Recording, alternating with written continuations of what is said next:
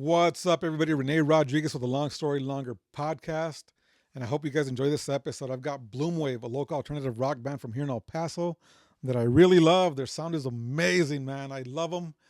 Check them out on Instagram. Give them a follow and all your music streaming platforms as well. Give them a follow. Give them a listen. I guarantee you'll fall in love with their music because I did. I talked to the guys about how it's crazy that for a band to have an impact on me, it takes a lot. I'm very particular about my music and what I listen to. And of course, yes, I do listen to a lot of commercial bands. My favorite bands, I always talk about the Foo Fighters, the Chili Peppers, Pearl Jam, Soundgarden, whatever. That's the stuff that I grew up on. That's the stuff that I love. Um, but for a local band to have that impact on me from the first time I heard them, I talk about how. So the first time I heard them was when I was doing research for previous guests that I had on the podcast, Let Down Studios. I had John and Hex on the podcast, and I'm looking through their channel, right? And they've got a bunch of local talented artists that they've done music videos for their performances on their channel, and they're all great, you know. But the first time I heard BloomWave playing Hammer Space, and it might have been the first video that I saw, to be honest with you. But the first time I heard that song, I was like, "What the fuck is this?" Like, I was in love with it right off the bat. I'm like, "This band sounds great." Going back to commercial bands real quick, like for a band to have an impact on me as a musician myself, not to their level, of course not. I'm whatever I am as a musician, but for me to listen to it, for my ears to enjoy every aspect of the band, it takes a lot. For you to be able to like listen to the band and distinguish everything and what they bring to the table. Like, you've got the bass guitarist Chris with his punchiness. You've got the intensity that Alex brings as a drummer to the band, and you've got the atmospheric guitar sounds with delay and reverb and everything that Miguel brings into play. And then you've got the sound that Mike's vocals also bring forth. It's a great band, all in all, and you could see why they've got one foot in the door as far as success. You know, because these guys are. I have a feeling they're gonna make it big. They're great. They're a great band. They sound great to my fucking ears, and I'm constantly listening to their two EPs. I always find myself with my favorite bands. I'll listen to a record nonstop all the time for maybe a couple of weeks on end, maybe longer, before I switch it out and listen to something else. I've done that with my previous guests too, with Letters from Wolves. I've done that with other bands that I've had on the podcast too, and I've done it with BloomWave. Their music is just that badass to me. Um, Great dudes too. I love that from the second they came into to my house to meet up with me, and before we started recording, they were great right off the bat. Like, I'd never met these dudes. I've only talked to them through social media. Like, I didn't know who the hell I was talking to, and I'm instant messaging them.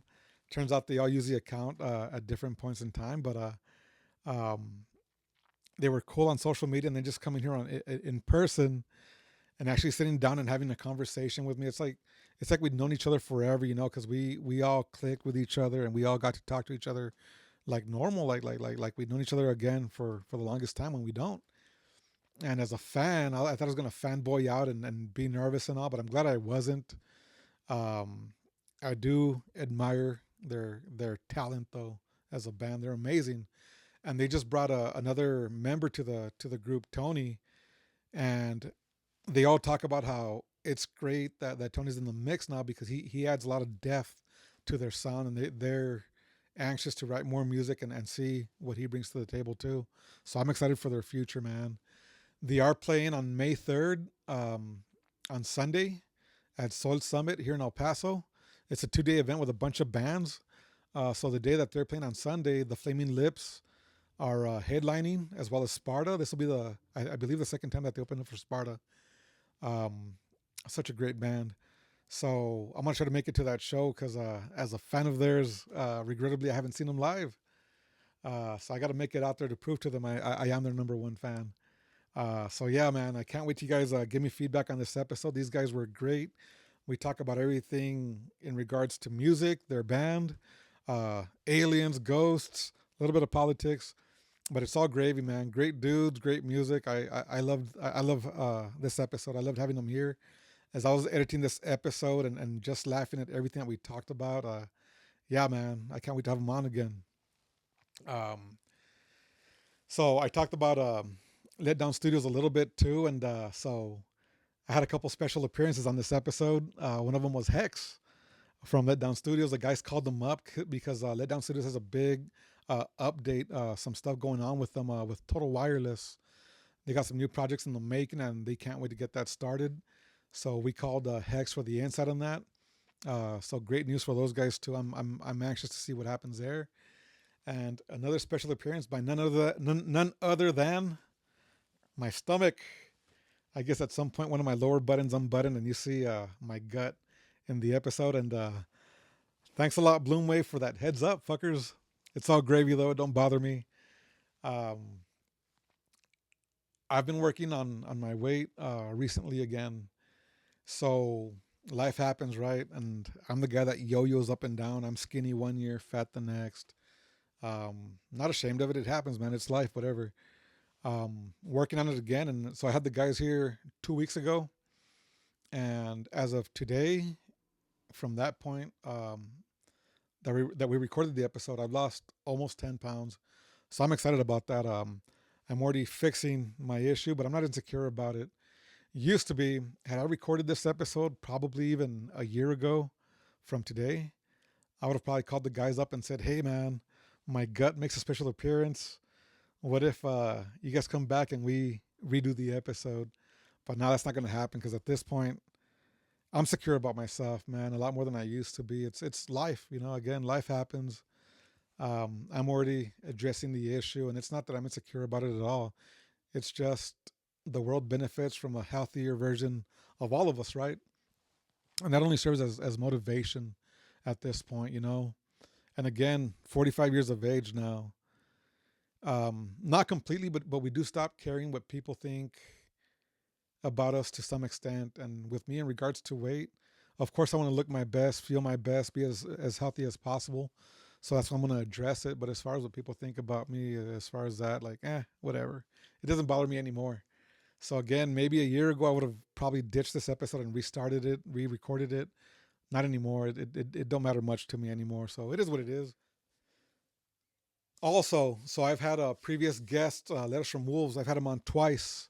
Their most recent album, Immortals, came out a couple Fridays ago.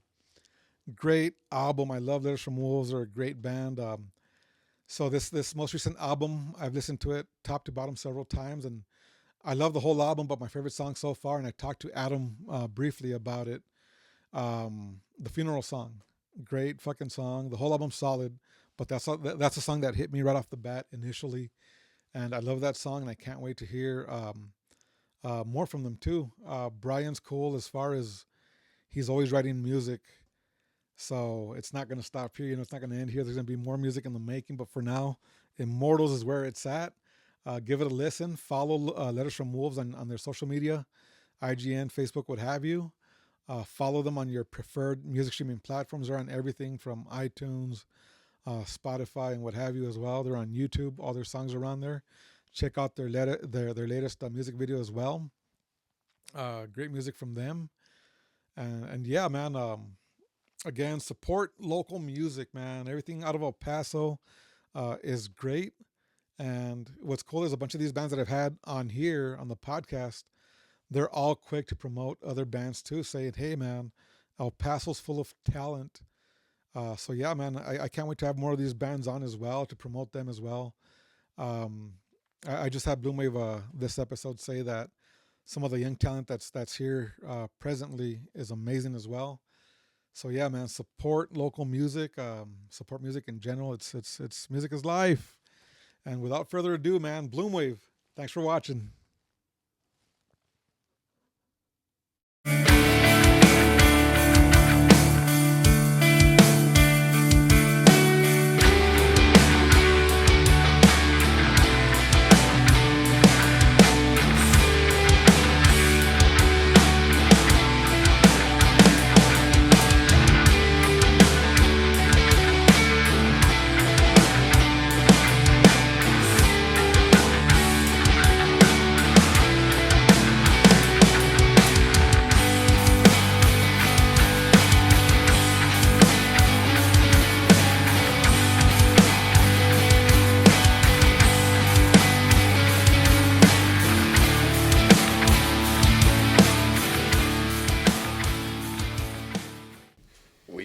long.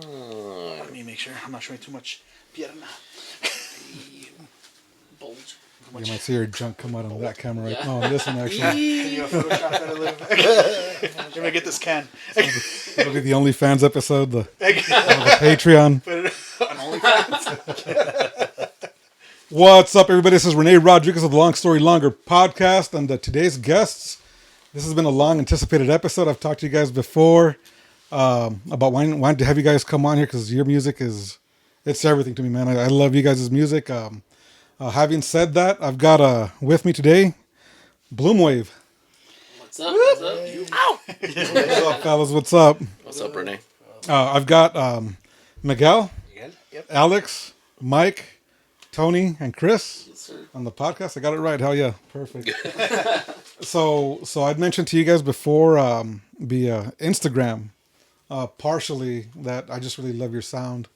As a guitarist myself, I think as a musician myself, for whatever my opinion is worth, it's worth nothing. But for what it's worth to anybody, I like bands where I can break everything out individually and see the dynamics of everything all in all, right? So where I can hear the guitar, the influence the guitar has on the songs themselves, the vocals, the fucking drums and the bass, the way everything comes together. It's not just the run-of-the-mill rock band. You guys fucking sound amazing, man. And the first time I heard, I think it was Hammerspace that I heard initially from the Letdown Studios recording, the video you guys did. When I heard Hammerspace, I was like, fuck, man, this is it. And then I heard, later on, I heard Of Worlds, and that became my favorite BloomWave song, man. I remember you saying that you had like a connection, because there is actually a connection to that song with another song. Yes. So I'm curious. So if you got it right. So I don't want to offend you if I'm wrong. It just or I'm just curious if you got it right. If So- you get it right, I'm like, holy shit. so We've been waiting to ask this question. Yeah, we wanted to ask you this question. So to me, listening to it, there's two things with that song, Of Worlds, and you guys got to listen to that song. It's an amazing song. It kind of reminds me of not any U2 song in particular, Okay. but that's to me where I love U2, bro. But eventually U2 fell off the map. Their music isn't what it used to be. Yeah. And Of Worlds to me sounds like, with different vocals, Of Worlds to me sounds like what U2's music should have sounded like after Vertigo or whatever the fuck. So like an evolution. Like an evolution of that, bro. Okay. To me, that sounds like something out of U2, bro, for sure. Like modern day U2. But also it kind of gives me a Ring of Light, or no, Ray of Light. Was that Madonna? Oh It, shit. it's got that vibe to it too, bro. And I dig it for that because it's high energy. It's somewhat danceable too, bro. It's just a badass fucking tune, bro. I've never heard that song. But the U2, I can hear it. That U2, Yeah. but the song was actually influenced by the Beatles. The Beatles. The Beatles, which song? Is it Tomorrow Never Knows? Let me see. Tomorrow Never Knows is a great song. Is that the one with the because it's the exact same shit. I'm just singing our song, right? It's actually Like a cover. I was obsessed a with cover. the drum beat. I was obsessed with it, Right. and it was stuck in my head. And I told Alex, just fucking play this beat, and we just fucking wrote that song over that. Right on. Yeah. But that's like one of my favorite Beatles songs. So Yeah. wrong. I was kidding. I'm wrong. Just like- No, no, Dude, but- that's random. Yeah. Or not Yeah. not random, but I never would have guessed that. But it's cool. Never And- would I have can guessed hear that. it though. And like you're saying, Yeah. like your Yeah, I opinion can doesn't hear that matter. too. It's weird to musicians. I think your opinion matters. Like when people tell me things like they like my music, I'm like, wow. Yeah. Because like a little piece of us, right?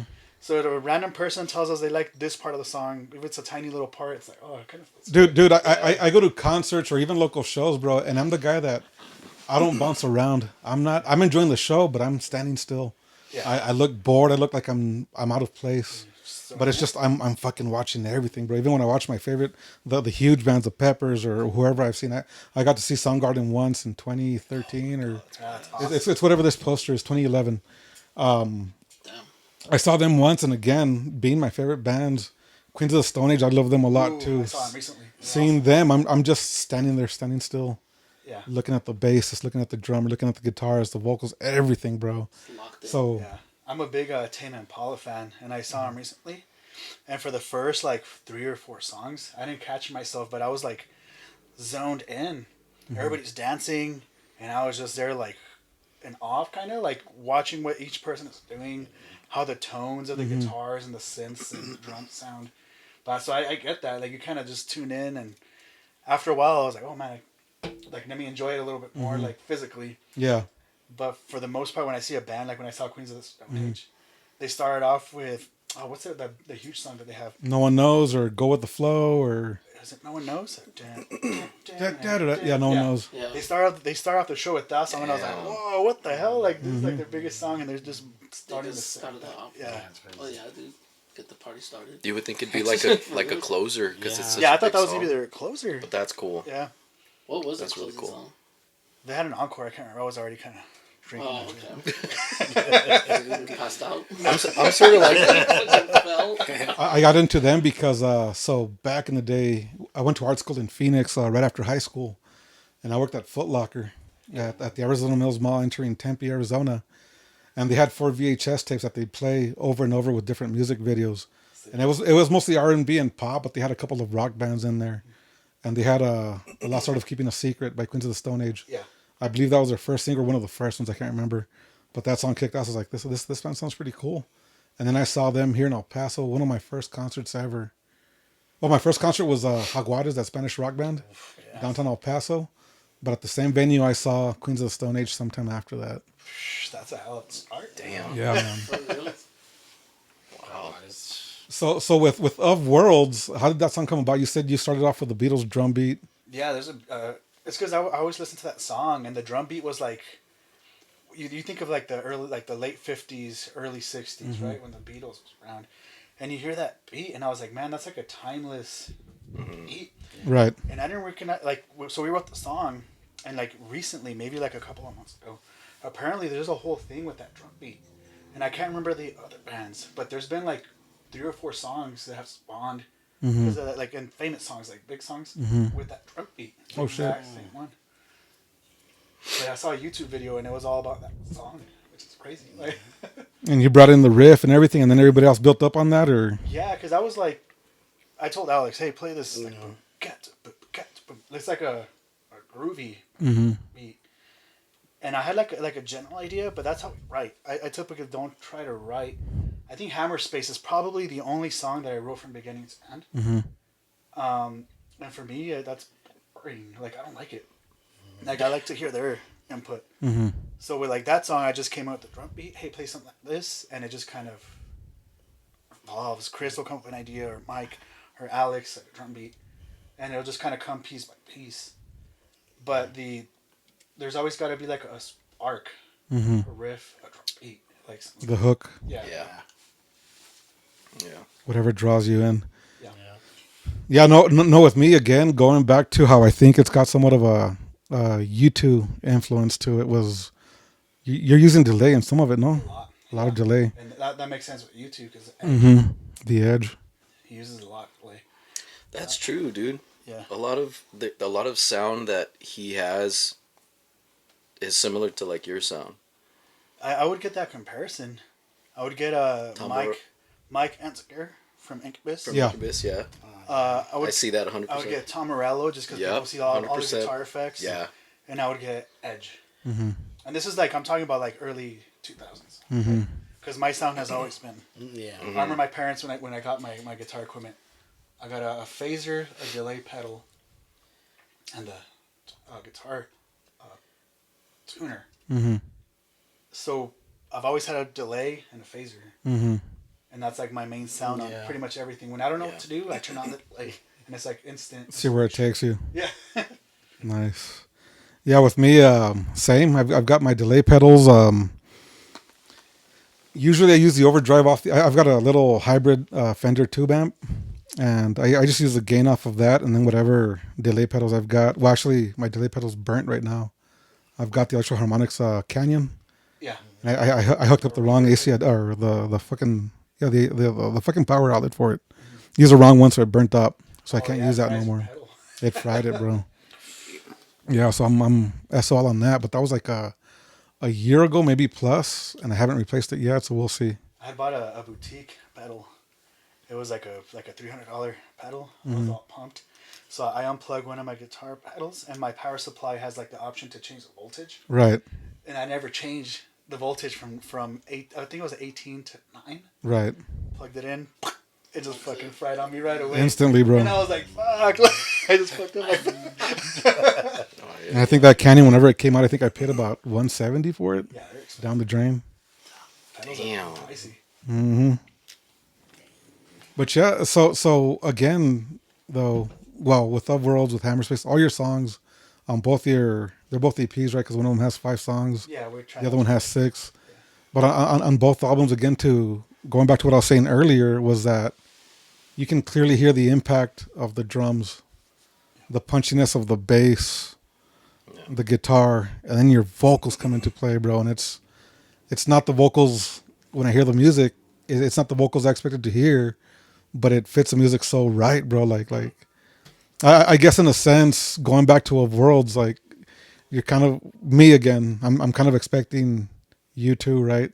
But then your vocals come in and it's all for the better because it's original. It's you guys, it's BloomWave sound for the best of it is the way I see it, man. And I love your name too. It's a badass fucking name. So yeah, man. I think the chorus of that song on your vocals gives that YouTube vibe.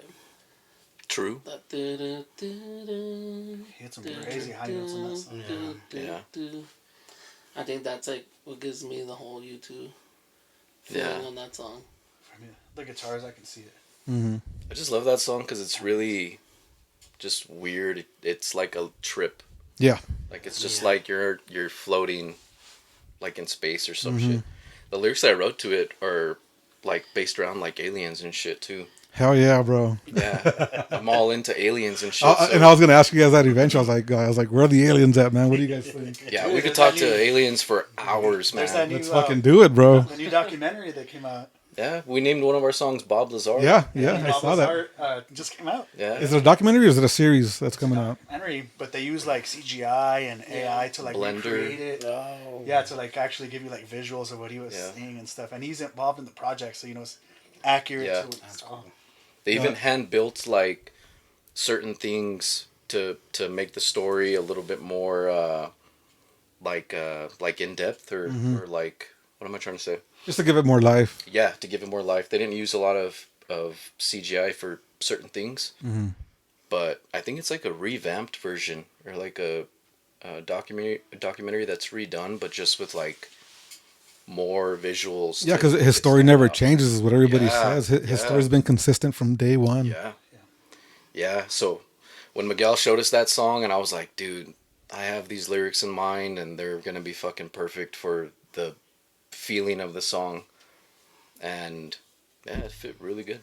It was of worlds. So have you guys ever seen anything that might make you think, yeah, I've seen aliens or what I suspect might be something? We saw The Marfa lights. lights. Yeah, the lights. We saw Marfa lights when we were kids. I never seen anything crazy though. I'm not sure if you guys have seen. I've seen a couple lights in the sky, but I mean, there's so much shit up there you can't really fucking tell. Even if they were up there, I don't think they'd make themselves known, man. I mean, their technology is too crazy to... Why would they have lights on their ships? Yeah, they Like- need to see it. Why would they have lights, bro? Like, they're not... Yeah, so Lights. they have blinkers on and shit. Yeah. They're learning from Up, us. down, bro. left, right. I know.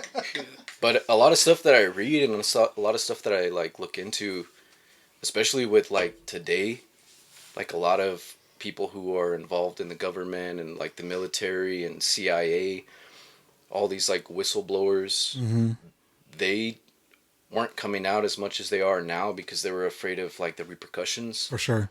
And now it's like, okay, he did it. All right, David Grush did it. All right, Lou Elizondo did it. Okay, now I'm up next. And little by little, it's just like a small, slow disclosure coming out. And I haven't seen anything, but the things that you read and the stuff that's coming out from those type of people, it just makes it seem like, they're here. They're here. That's what I think too, Yeah. bro. They're amongst us. They're just keeping an eye on shit, I guess. Hey, Bright, what's going on? I don't know. Are we a product of theirs or I think what's so. going on? I think so, bro. But it's crazy because I think it would have to be the largest scheme ever Right. if they were conditioning us to I guess be okay with it once it's revealed. Yeah. Starting with all these alien movies back in the day, and then eventually building up to Star Wars, Star Trek, and everything beyond that. Yeah. Because if they started planting seeds at some point, of course, nerds like myself, maybe even you guys, we get interested in that shit. Yeah. And you got people that write their own stories or novels, whatever the fuck, with aliens or whatever, fantasizing the stuff. Yeah. That way, whenever the disclosure's fully out, we're already accepting of it because Yeah. Yeah. it's been there the whole time. Yeah. Steven Spielberg is coming out with a movie this year, and it's literally fucking called Mm-hmm. Disclosure Day. So it's like, it's gonna happen. I think sooner rather than later, because it's like it's getting to a point where it's like boiling over, and we just have to be ready for whatever they tell us and who they are, why they're here, and who we are, and why we're here. It's a trip, but a lot of the music that or a lot of the lyrics that I write are based around like the unknown and like questions like that and of worlds. Really, like even the just from the beginning of the song, it's we're trying to figure out just like what we're talking about, like who are they, why are we here, and the chorus is sort of like that. Make it clear, like enough of the bullshit, dude. Make it clear, like who are they, and why are we here, and why the big secret. And what happens after this? Yeah, and it's not just the U.S. It's the whole fucking world, dude. Like China, Russia, India, they all have information. They all have their own whistleblowers. So it's not just like a little isolated incident. What is it? A situation here or isolated incident. It's everywhere. So And again, with all these whistleblowers, bro, because I think about how that was the stereotype where back then it'd be all the hillbillies that saw something. Random dude in the middle of nowhere.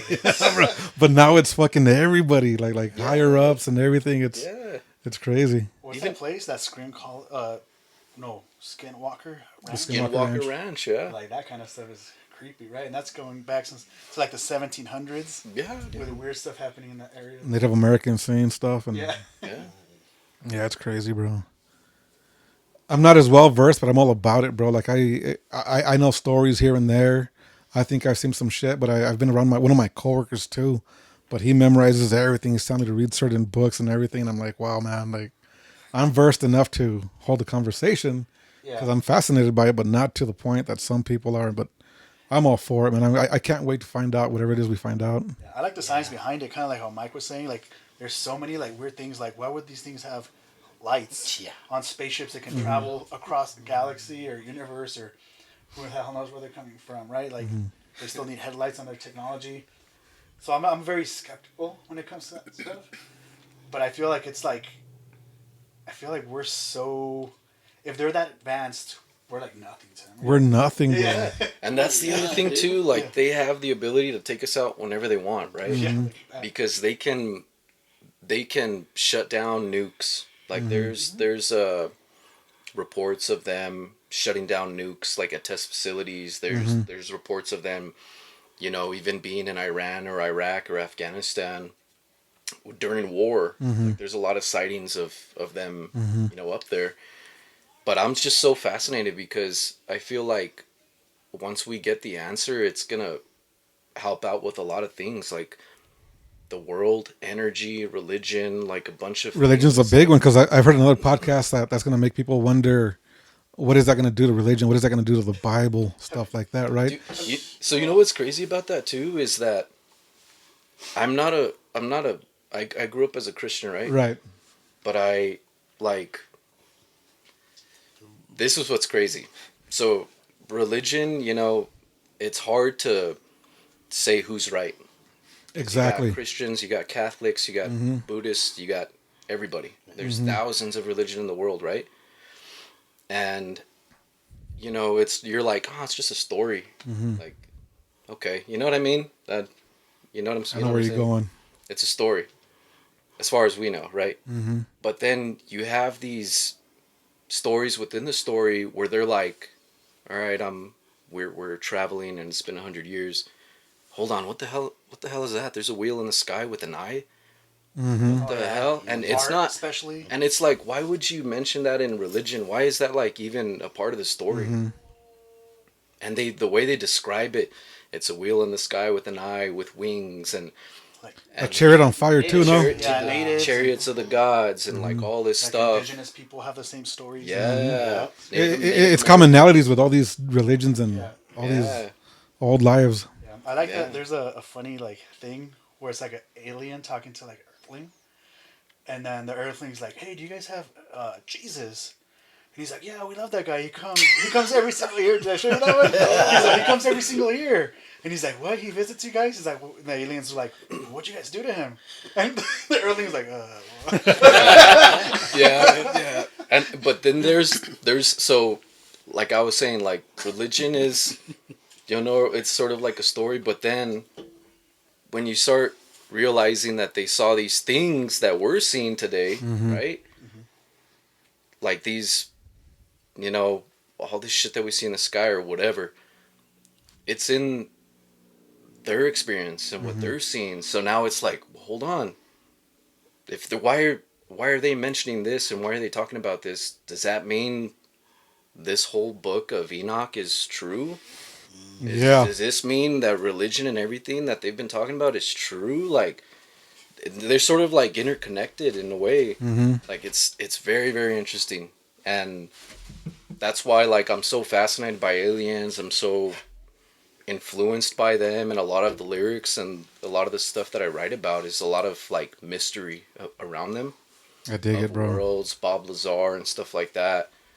It's just it's fun to fucking think about and fun to write about and shit. So I like to put that in our music and our lyrics. I think what's crazy too is that so you hear theories that aliens aren't going to be what we think they are. "That's right." But then we've got Bob Lazar's testimony saying he couldn't clearly see what it was, but he saw a humanoid being. Yeah. I think he said short, or I can't remember exactly what he said. Right? He was like the So- atypical alien that he described, which is something that I don't understand. Like, if you're evolving across the universe, like, why is it like a biped, similar thing looking like us? Like, I would expect like some crazy looking thing. Our rival had a cool like. Have you guys seen that? Yeah, with the squids or whatever they were. Yeah, they're like weird like squid looking things. Like that makes sense to me, right? They're probably evolved in some whole different like ecosystem. Like their planet is just totally different from ours. So when I see like aliens that look like humanoids, it's a little weird. But It's then convenient to It's very- storytelling, I There you think. go. it's very yeah. easy for you to like get scared. to like, accept. Yeah, or, accept like, it and like. yeah. I have a feeling they're in the water, dude. That's what I've always thought. Oh yeah, dude. There's They're in reports the about that water. shit too. Yeah, we're looking in the wrong direction because everybody's looking up at the Always skies looking and at everything. Earth, And looking at other people, but nah, dude, they're not gonna be like. They're too Like that, too yeah. advanced. Have you seen that movie, The Abyss? yeah, a long time ago, but yeah. Have you seen it? No, I haven't seen it. So good. I'm gonna That's be like Joaquin Phoenix in that one movie. Oh, I love that movie. Signs. Signal. Oh, Signs. Signs, dude. Oh shit! When that fucking alien crossed the door, I was like, Oh, I love that that part. scene where it's like he's that crossing. scene Move, gave me kids. Vamonos. Yeah. gave me chills. Like It's behind. that movie was scary to me. I watched it like Yeah. twice. Which one? Here.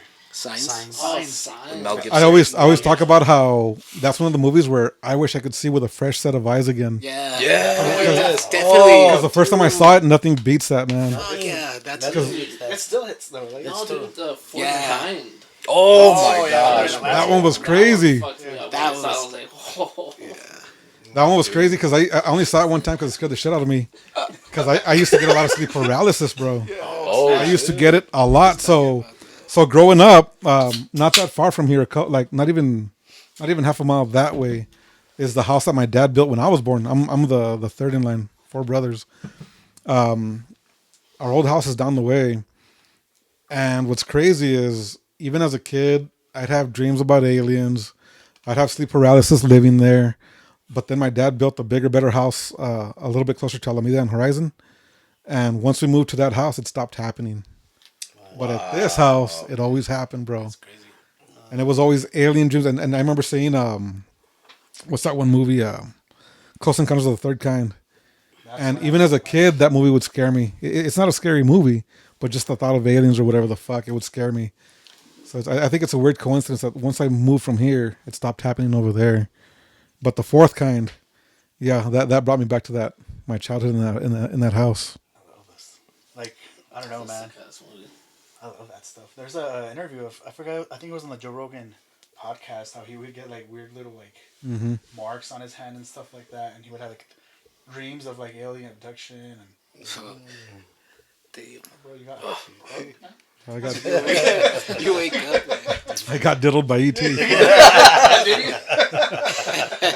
And then you moved and they're all, oh, fuck. Oh, where'd he go? Damn it. All right, let's mess with the other family.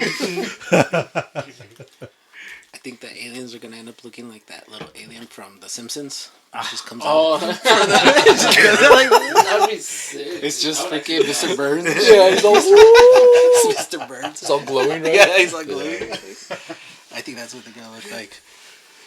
That'd be badass. And then going back to religion, so I remember. Well, I stopped talking to this one old friend of mine because he was nuts, but he became hyper religious, and which is fine, to each their own, right? I'm somewhat religious myself, but I'm also going back to what you're saying about religion too. Like, I'm not gonna be a pompous Catholic and say my religion is the right one, because there's, again, all sorts of religions, what have you. But I remember talking aliens with this one dude, and he was like, "Oh no, dude, it's fallen angels, is what the aliens are." Yeah. He might be right, or that's a conception Yeah. that we might have. There's a whole theory about that. No. Yeah. Where they're like interdimensional beings. Or they're Yeah. Well, that's part of the Book of demons, Enoch, right? demons. Demons, Yeah. Oh, is that- like come back? There's just every theory you can think of is not right or wrong, because we don't fucking know, dude. We don't fucking know. We don't know. So it could be ghosts or demons or angels or whatever. But Interdimensional bullshit. yeah. But that's the whole mystique that I like, that I can write about, that goes into our songs that are pretty fucking dope. What about the afterlife? What do you guys think? Same type of interest, or? I'm an atheist. I don't believe in that. I don't know. Me and Alex have talked about this, and we think like the same thing. I think it's just like turning off the TV. They're turn out lights. True. Yeah. Which Alex I said think, that, and I thought that was like, which I think is meaningful as hell, man. Because that means you gotta enjoy. Ow. yeah. You gotta live for the now. They always Yeah, say. yeah. I think that's more than likely going to be the case. Yeah. But I think I'm 45. I think the older I've gotten, I've also gotten to a point where I don't know why. I don't know why I feel like there's something more to life than just the now. Like I'm thinking, yeah, the light goes off and maybe it turns on again, and Well, we're talking about consciousness, right? anything. So like in science, like you can't destroy matter, like energy Yeah. continues, Yeah. like that stuff. But your consciousness, Your brain. that's a mystery too, right? Like we don't know what consciousness is. What happens to consciousness after? Does it just shut off? Does it move on to something else? But you're not you anymore. Kind of strange. I like that kind of stuff. It's kind of so trippy, like subjects. There's been different stories that I've heard, and one of them was from a comedian, Jim Brewer, that was on. I love Jim Brewer. He's badass, right? Fucking, but he was saying that when his pops passed away, he had that understanding, holding him in his arms or whatever the case was, that was no longer his dad in his arms. He pretty much saw his spirit like move on from the body. So that's what I'm wondering, like where does that spirit go, or the soul go? You know, it's beyond anybody's reasoning, I guess. Pretty deep from Jim. Dude, so it's a great story, because I've heard similar stories from him, and there was a guest on another comedian, Felipe Esparza's podcast. Similar stories where I heard it from Jim Brewer first, where he'd see a bird, I think it was a cardinal or some type of fucking bird, that would always show up to his window at his house. Dude, yeah. I hear that stuff. After his pops passed away. And somehow or other, he said he tried to shoot the bird a couple times. Eventually, the bird just kept on showing up. And somebody had told him, "Oh no, that's your pops coming back to visit you." And then on Felipe Esparza's podcast, he had another guest talking about his mom, I believe. This old cholo veterano, that his mom loved butterflies, and butterflies were always showing up at his window or wherever he was at too. Yeah. So Those type of things make you question, okay, hold on.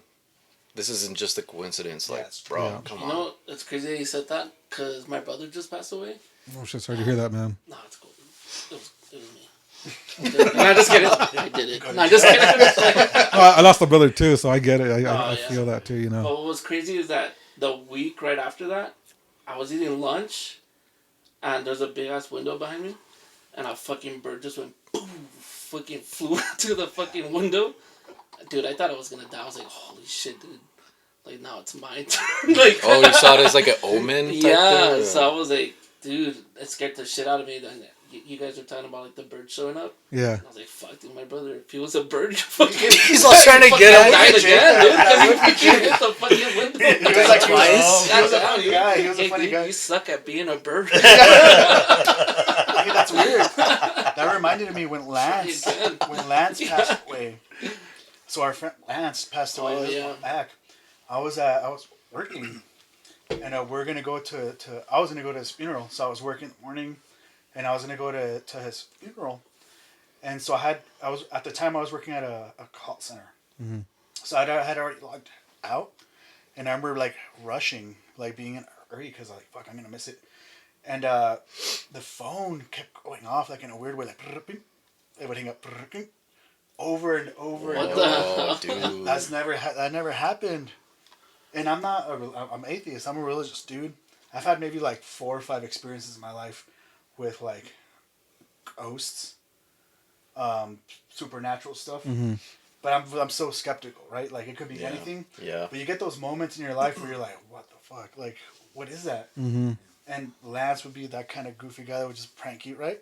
So Yeah, for it real. felt like you feel it at the time, like, oh, this is something weird, Mm-hmm. like something above like Above reason. reason. Yeah, I don't know, man. So it's weird. You know what's fucking weird, dude? Is that ever since my brother passed away, I've been getting everything that I've been wanting. Oh snap! That's I hope we great. get signed. Fuck. Powerball. I hope we get signed. No, I hope you guys get signed too. Like, I noticed, like, That's great, dude. like, you know how you manifest shit, Yeah, you right? manifest stuff. But, dude, like, okay, like, I'll think about it, and then, boom, dude, it'll fucking happen.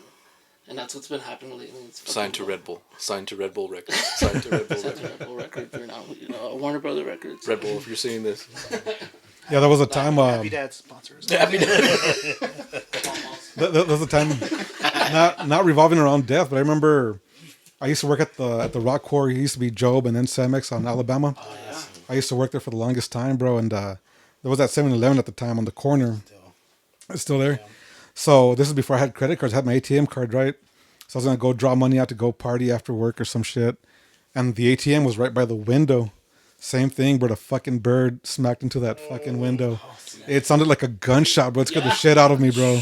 He fucking flew into that fucker hard, bro. That scared the shit out of me. And I was eating with my friend, and I told her, I was like, I think I'm gonna fucking die. Actually, what's fucking weird is that when I was driving over Trans Mountain that morning, you know how like the CarPlay gets stuck sometimes? Mm-hmm. Yeah, I hate that. Dude, so it wouldn't let me change the song, and the song, I think it was by Drain. And it was saying like, are you ready to die? Oh Jesus! And it kept saying it, dude. And I was like trying to change this up. I had to like disconnect it and put it back to restart the CarPlay, dude. And then that shit happened during lunch, and then that's what I told her. I was like, I think I'm gonna fucking die.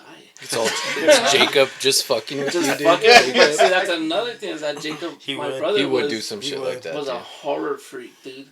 Like that's all he would fucking like lock himself in a room like dark and just fucking watch like the scariest shit ever. Yeah. So.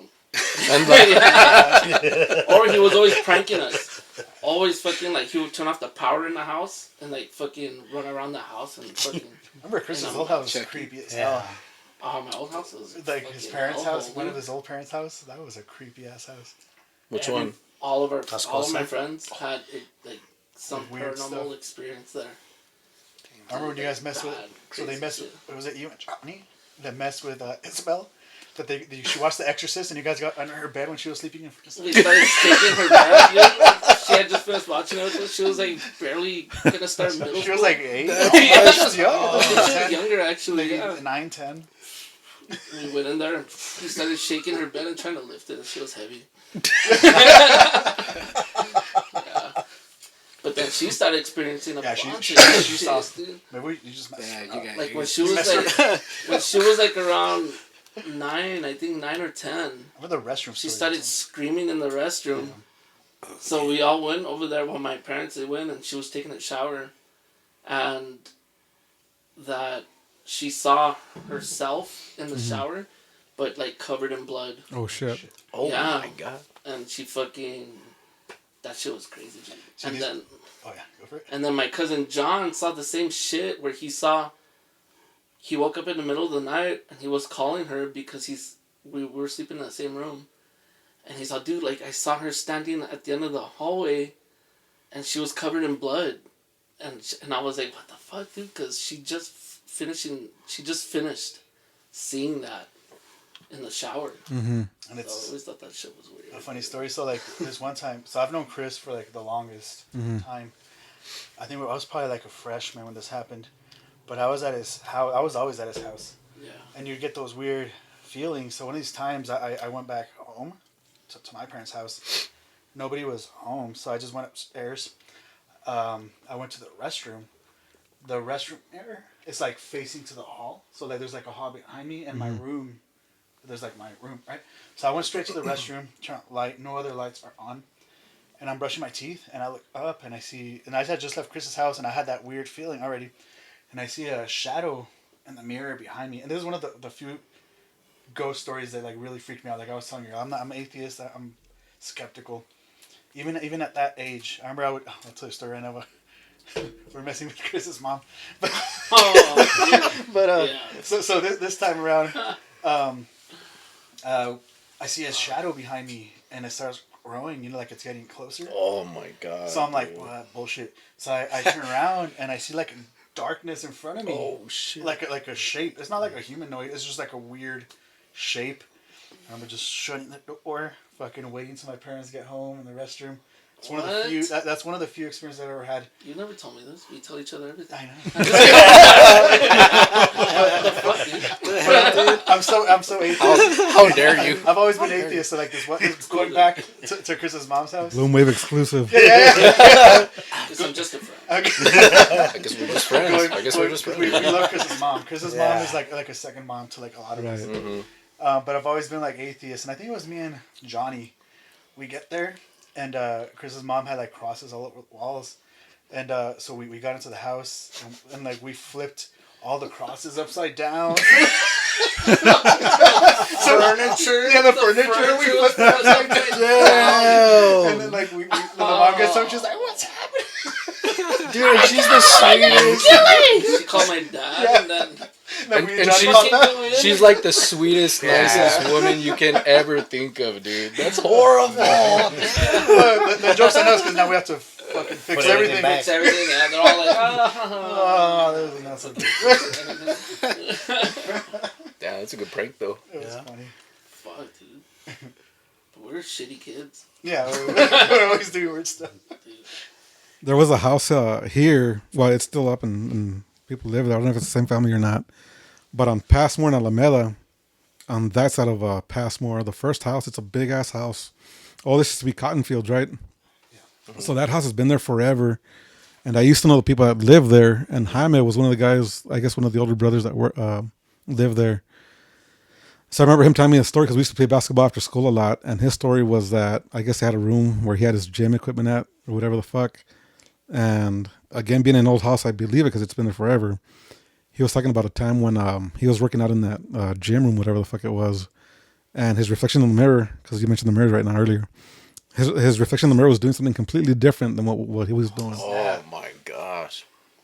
And then how you're talking about the shadows too. My brother was working the oil field outside of Carlsbad, Odessa area, whatever the fuck. And he was talking about how him and one of his coworkers saw a shadow too, where they were working at as well. But that nobody said anything to each other. And eventually, because my brother was like, it's probably just me. But that his coworker was like, hey man, back there, did you see something? Like, yeah, man. And my brother, just to verify, it was the same thing. Like, he didn't tell him what he saw. He's like, hey, what did you see, man? Yeah. The guy told him, yeah, I saw a shadow, man, walking around us. He's like, yep, that's exactly what I saw That's the too, bro. crazy stuff, right? Like as an atheist person, I'm like, what? Yeah, Like, what? that's what Yeah. it gets you, bro. Aliens, going back to the aliens. And then this, It really is. and then this one other Fucking time, with us. this is when smartphones first came out, so there's no apps to modify the pictures yet or whatever the fuck. But one of my best friend's sisters, I think she was living in Dallas at the time with her kids, she showed me a picture that she took of her son on the recliner at their apartment, and the hallway's right behind him too. Supernatural. And behind her son is a humanoid shadow también, Yeah. but the eyes were lit up yellow. Oh, that's.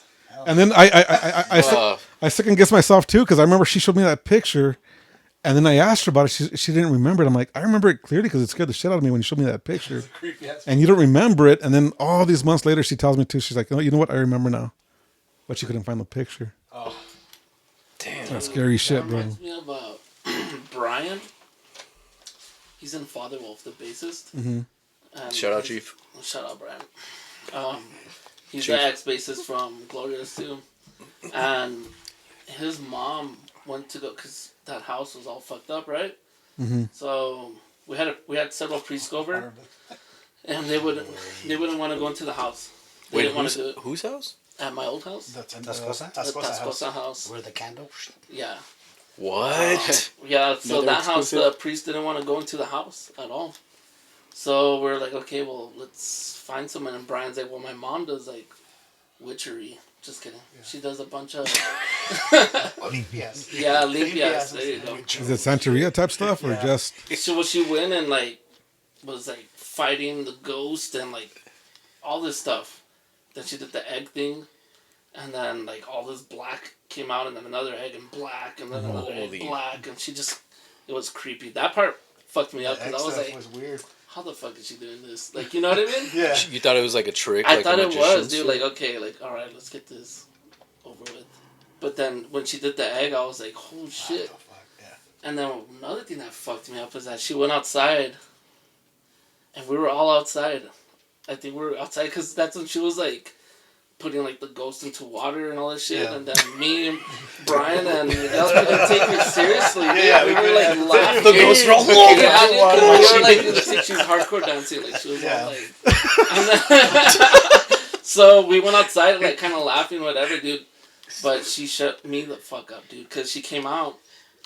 Well, not back then. Now she did, because her and his sister, they were laughing at me, dude. Like laughing at me, and I was just standing there. And then they told me in Spanish, and Brian translated it. They said, because they kept looking at my legs.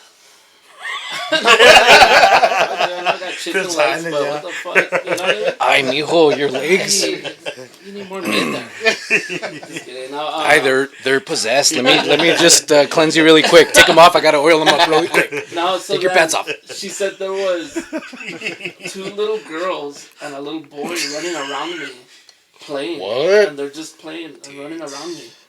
And then now I have 2 little girls and a little boy. That's weird. And that shit fucked me up because I was like, holy shit. The other day I was thinking about I was drinking and I was like, oh fuck, she like predicted everything. It just dude. came snapped. Like she saw Oh it. shit! Yeah. She tied it into your kids today, like, Yeah, she was like, there's little kids playing around you and it's 2 little girls and a little boy. and you And have they're 2 playing girls, around your legs. and you have And now wow, I have 2 little dude. girls and a little boy. That's crazy, bro. Yeah. So a long time ago, bro. That reminds me. A long time ago, Adam, the vocalist for Letters from Wolves, with his photography, he had an art show or gallery at some old house in Las Cruces, and this is before my son was born, bro. So it was probably about, if he's 12, about 13, 14 years ago, probably 14 or 15 years ago, actually. Don't matter. But we went to his gallery to show support, right? And there were other artists there, other vendors selling their shit too. And one of the vendors there, she had her daughter with her. And she noticed her daughter talking to nobody, playing around, talking to nobody. And I guess the person that owned the gallery or ran the gallery ended up telling the kid's mom that, oh yeah, there's some friendly ghosts or there's some kids here, but they're not going to harm her. Don't worry. That's who she's talking to. Oh shit! She was talking to them, The little girl was talking to the ghost, supposedly. but like sort of warning them, like, hey, there's ghosts around. There's ghosts here, but she's okay. They're not going to harm her or nothing. She's good. Later. Isabel did that shit too in the house. Wow. Isabel was like, we're having, because I used to be in mariachi since like 3rd grade to senior year, I think it was. Yeah, it was I forgot when I fucking quit. But we're having mariachi practice at the house, and then my sister, she was running around. She was small, running around, and then they asked her like, who you like? Cause she started talking to somebody, and then she goes, "No, I'm playing with the little girl. I want to go with the little girl." She kept running around the house, and it was in that house too. Anyways. There's weird stuff. My girlfriend has all that kind of stuff too. Like she grew up in this mobile home, and the stories she has are like crazy. But it is, you get those weird feelings in certain houses. I remember we house sat for the parents. They went on vacation and we stayed there, and she would always tell me, yeah, like the phone always rings like at 3 in the morning. God, you can disconnect it and it's gonna ring. Oh, shit. I was like, yeah, bullshit, right? Because I never stayed at the house. We house sat. Sure enough, fucking phone went off. What? 3 in the morning. Now she has all kinds of stories. I'm not gonna butcher her stories, but like from personal experience, that's what I do. And I was like, what? Like the phone went off at 3 in the morning. I was like, what? You didn't answer it? Wild, dude. But I don't think I did. I don't remember. I would have answered it. I think she would answer. You would have answered? Maybe nothing would happen, but it would just like the phone ring. Seeing that like shit like that, dude, like it's wild. Like I grew up in that house, right? Yeah. But I still don't fucking like ghosts. I'm like, Still to this day, right? I'm skeptical. It's weird. Yeah. Even though I've seen like Maybe all I'm this just shit happen. I'm probably stupid. Maybe.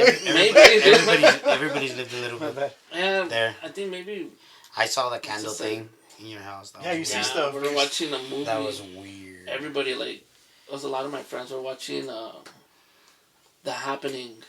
We were watching The Happening, and then everybody, you just see a black shadow like past the hallway. And everybody fucking turns, and then my mom had like the Virgin Mary with candles, and all the candles went out, And the curtains are just like. Yeah, and I was behind the Everybody couch. did. And I was like, oh yeah. For real, did everybody? Alright, let's go inside. outside. Their parents. It's your mom all fucking with you guys. Back for your shit. That fast. Blowing out the candles with the Hoover and shit. She's all sliding in the hallway. You hear her breathing. Got him! Like Tom Trying to Cruise. run as fast as she can. She's all getting you guys back. Got him. She's getting you guys back. Fast as fuck, boy. Miguel, you were telling me about your insomnia on the way here. Yeah. You woke up at 3. Yeah, that's true. I have like weird insomnia. I wake up at 3 a lot. I always wake up at 3 in the So morning. do I. Seems Yeah, always. Yeah. The witching hour. The witching Yeah, it's hour. weird. That's what I heard too. I'm so used to it already. It's weird. Yeah, they say it's a cortisol thing, but Nothing it happens. happens to be the witching hour too. It's weird. Yeah, 3 in the morning. They said from like 3 to 6 or something like that. Yeah, I always wake up at sometime in 3 to in the morning. 5. Yeah. No, you Between said those the truth. hours. You said 3 to 6. 3 Just kidding. Why you lying, dude? I travel with work a lot, and I was working in Sioux City, Iowa. This was about 10 years ago, too, give or take. Maybe, whatever, give or take. And we were staying at an old hotel one time, too, like really, really old hotel. That's all they had available. And in that room, I didn't see shit, but I felt shit in that room to the point where I couldn't go to sleep. And I ended up saying something like I prayed, of course, whatever, but I ended up saying something like, hey, just leave me the fuck alone, man. I gotta fucking sleep. And at that point, I was left alone, and I slept okay. What's up? It's wild. But it was something was there. I could feel it. You know, it's weird too. Fuck, this is reminding me of all these things. But my girlfriend's all into like the sage and like blessing Right. the house and stuff. So we bought a house recently, and I didn't know this till like maybe like a month or two after. But apparently the owners had passed. The husband passed, and the wife backwards. The husband passed, and then the wife passed shortly after. And I remember I would get weird feelings in that house. This is actually a funny story, but it's not like ghost related. I think I told you guys the first night that I stayed there. The door. Yeah. The door. Yeah, we were hearing noises, right? So like we're already freaked out. It's our first night in this house, and then like we start hearing like the house like creaking, like moving and shit. Was it a brand new house though, or? No, it's not a brand new house. Okay. It's They had died It right was there. built in '85, I think. Go Realton. And his bedroom has like French doors that open up to the outside, right? Backyard. Yeah, so like we start hearing noises like, oh shit. What I'm skeptic, so my first thought is like, fuck, this house has been for sale for like a year, so did someone break into the house? So I get up, I go check. Oh, nothing. Fuck. I go back to see. Start hearing shit. Fuck. All right, let me go check again. And then we start seeing a white light. And we're like, what the fuck? So I go check. I'm all creeped out, and it's the boiler. The boiler light. So I'm like, all right, fuck it, whatever. So like, all right, I think we're just tripping. So we fucking finally start falling asleep, and our French doors in the bedroom.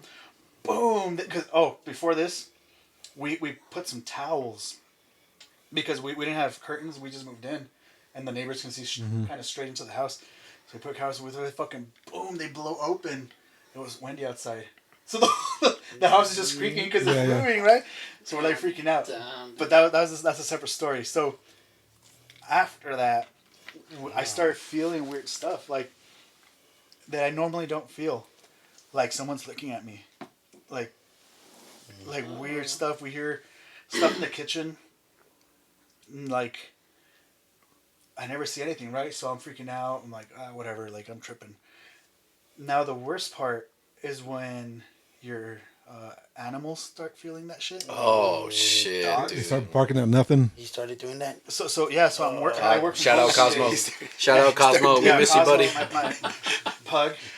But that guy defends me. Like he defends you, right? Like I think he just barked at you because he didn't see. I walked into his house and he didn't see Miguel, and he's like, "Hey, what are you doing here without Miguel?" And, I was like, and that's what I got from the dog. He's like, he's all looking at me like, "What the fuck?" So Miguel, there's somebody here. Julie, Miguel. Yeah. Oh, then stranger danger. Yeah. And then Miguel walks, like he saw Miguel, and he's like, "All right, cool." And then he comes down. So like, You know this guy? Right? You know him? I was about to rip him up, bro. But he's a That's little. how I felt, dude. It was a fucking dog. He won't bite you nothing, but he's in an alert. You know the house.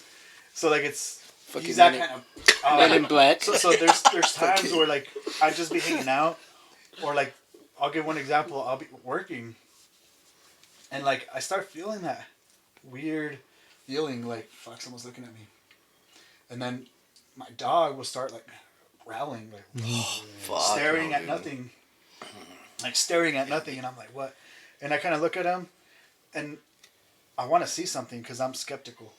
So I look at my computer monitor and I try to like, Try hard. Later. I don't see nothing, right? Catch a ghost slipping or something. Yeah, In the reflection. You're all looking. Like got him. Stupid shit like that, dude. I swear to God. He's gonna be there in the next one. I never kind of. It's all fast. Go to the living room. I swear, I do stupid shit like that. I'm trying to see something. Right? I'm going to the kitchen. Walking to the kitchen now. I never saw anything. My wife. Making a sandwich. My wife did it at least, yeah. We'll leave this I knife right stopped here. feeling it after that. Don't Yeah. you dare. But dude, I would do stupid shit like that all the time, like quickly, fucking trying to catch like the ghost. And man, Set up cameras, dude. we'll have cameras outside, and we see orbs. All over the house. Yeah, but that's We see orbs, but that could be anything, right? Yeah. That could be like Dust, particles and stuff. Well, I've been breaking into your house for like 3 months already. Chilling while you're gone. Doing cameras in. You're all behind the couch. You're behind the couch staring at it. You're fixing the house. You're gonna find out you're gonna find your atheist decorations upside down. It's Chris's mom again, dude. Returning it. She's her new favorite. Years of fucking with you. Years. I'm gonna get him back. Like any science related shit just flipped upside down. Oh my god, dude. Oh, fuck. Well, I think it said that dogs can like sense Yeah. that extra. But it's weird when you're sensing it too, right? Yeah, that's Like at the same time. Like, when you feel it, that and must then be like, tense. A big one is seeing cats do it. oh my cat's. Where you see cats like go like Garfield. this and then they fucking lock in and then they go like... It's a laser, isn't it? Yeah. Zoomies kind of thing.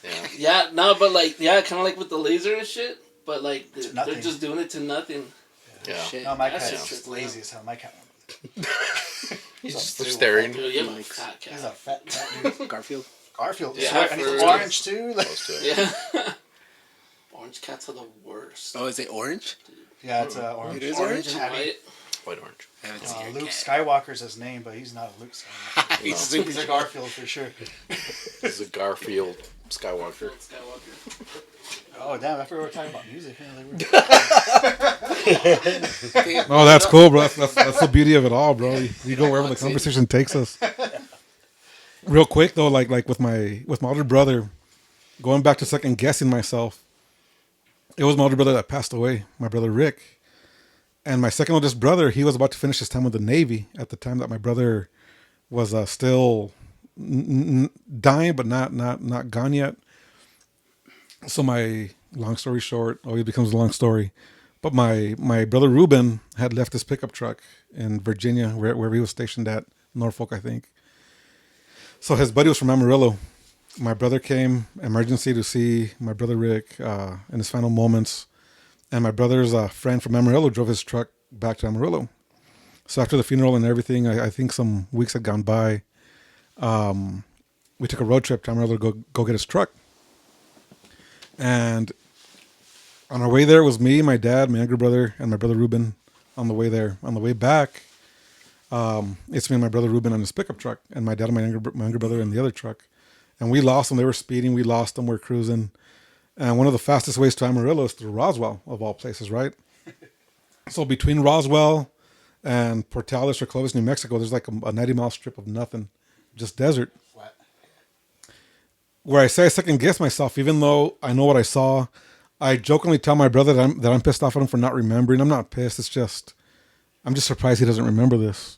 Am I remembering it wrong? I don't fucking know. But on our way back, because it was a one-day trip, we drove to Amarillo, which is like 11 hours, and then we drove straight back to El Paso. But on our way back in that strip of nothing between Portales and Roswell, I see what looks like a comet at first, just a line of fire in the sky, whatever, disappears. Again, we can't see my dad and my younger brother in the distance at all either. But we just keep on driving, and I'm like, what the fuck was that, brother? He's like, I don't know, man. Comet, whatever. Might have been something. We get closer to, like 5-10 minutes down the road, we get closer to wherever it hit the ground. And to the right of the highway, bro, I see something. I see fire. And whether I remember correctly or not, I'm in my head, I think I remember seeing a black orb. That's it. And the flames. He doesn't remember it, bro. So was I dreaming this shit? I don't think I was, but again, I second guess myself because I'm pretty sure I know what I saw. Right? But it feels so real. But I don't have his point of view to confirm what I think I saw anymore, you know?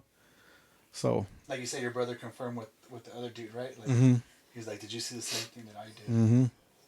Damn. That's what's wild, right? When you see stuff by yourself, you're like, fuck, man, I wish there was someone else. And you go crazy and you're Yeah, like, am I like, tripping? fuck, am I Like, seeing shit? Am I making shit up? yeah. You know Bob Lazar? Bob Lazar, bro.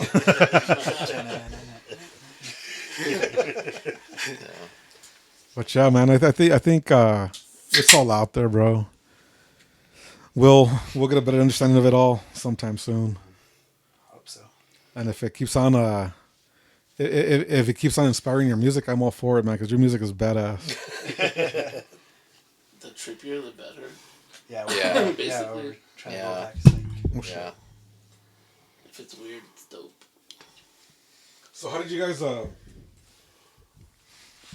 guys form the band? How did this start? who wants to tell the story? Dude, we started like jamming. Me and Miguel have been jamming forever since like middle school. And dude, I don't know. Last time you nailed it. You nailed the fucking story last time.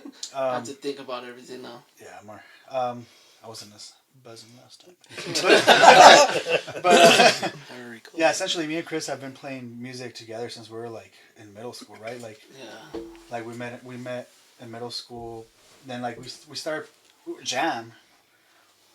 Like when band playing live shows was probably like early high school. His orchestra teacher kind of took us under his wing. Mm-hmm. So we'd practice at his orchestra teacher's house, and he would like teach us, like, because we didn't know what to do, right? So like we'd play like stupid shit, and like, don't do that. Yeah. But so once we start going, we start playing shows at Surge's. That's the place. I think I was trying to remember that name last time. Surges, yeah. Surge's. It was on Montana, like a long time ago. We'd open up for him. We're a cover band, right? We'd playing Incubus, Slayer, fucking the Cure. Hell yeah. We're playing like a bunch of covers. So we've been playing for a long time. Eventually, a little after high school, Alex came into the picture. And the funny thing with Alex is that we had tried out another drummer who we thought was gonna be awesome and fucking. Just kidding, I was gonna say, man. Yeah, and then we thought Alex was gonna suck because he was like a church drummer, and he was like very like at the time, even though it's the total opposite now. Like, fucking but I was in my church choir too, bro. yeah, it turned out to be the opposite. Like Alex blew our mind. Right. Because we're playing at that time. We weren't playing easy shit. We're in a math rock band. Right. This was like early days of like math rock was barely becoming a thing. Caramellos Yeah. and that kind of music. Alex was capturing the odd time signatures, and he was learning. And we're like, what the fuck? Like we were blown away. So then that's when the three of us started becoming a thing. Now all along the way, we're like breaking up and starting different bands and doing this and that. So we're not like one consistent band, right? We're all doing our thing. Mike was in another band.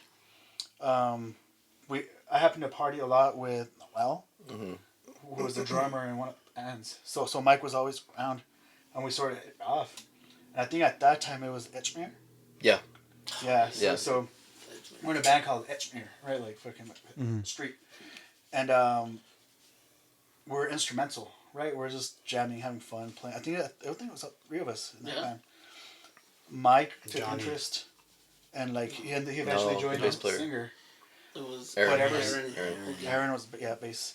Ever since then, we've all sort of been connected in bands, whether it be like you were saying. I think you were saying last time it was like two of us in one band, and then they'll go to another band.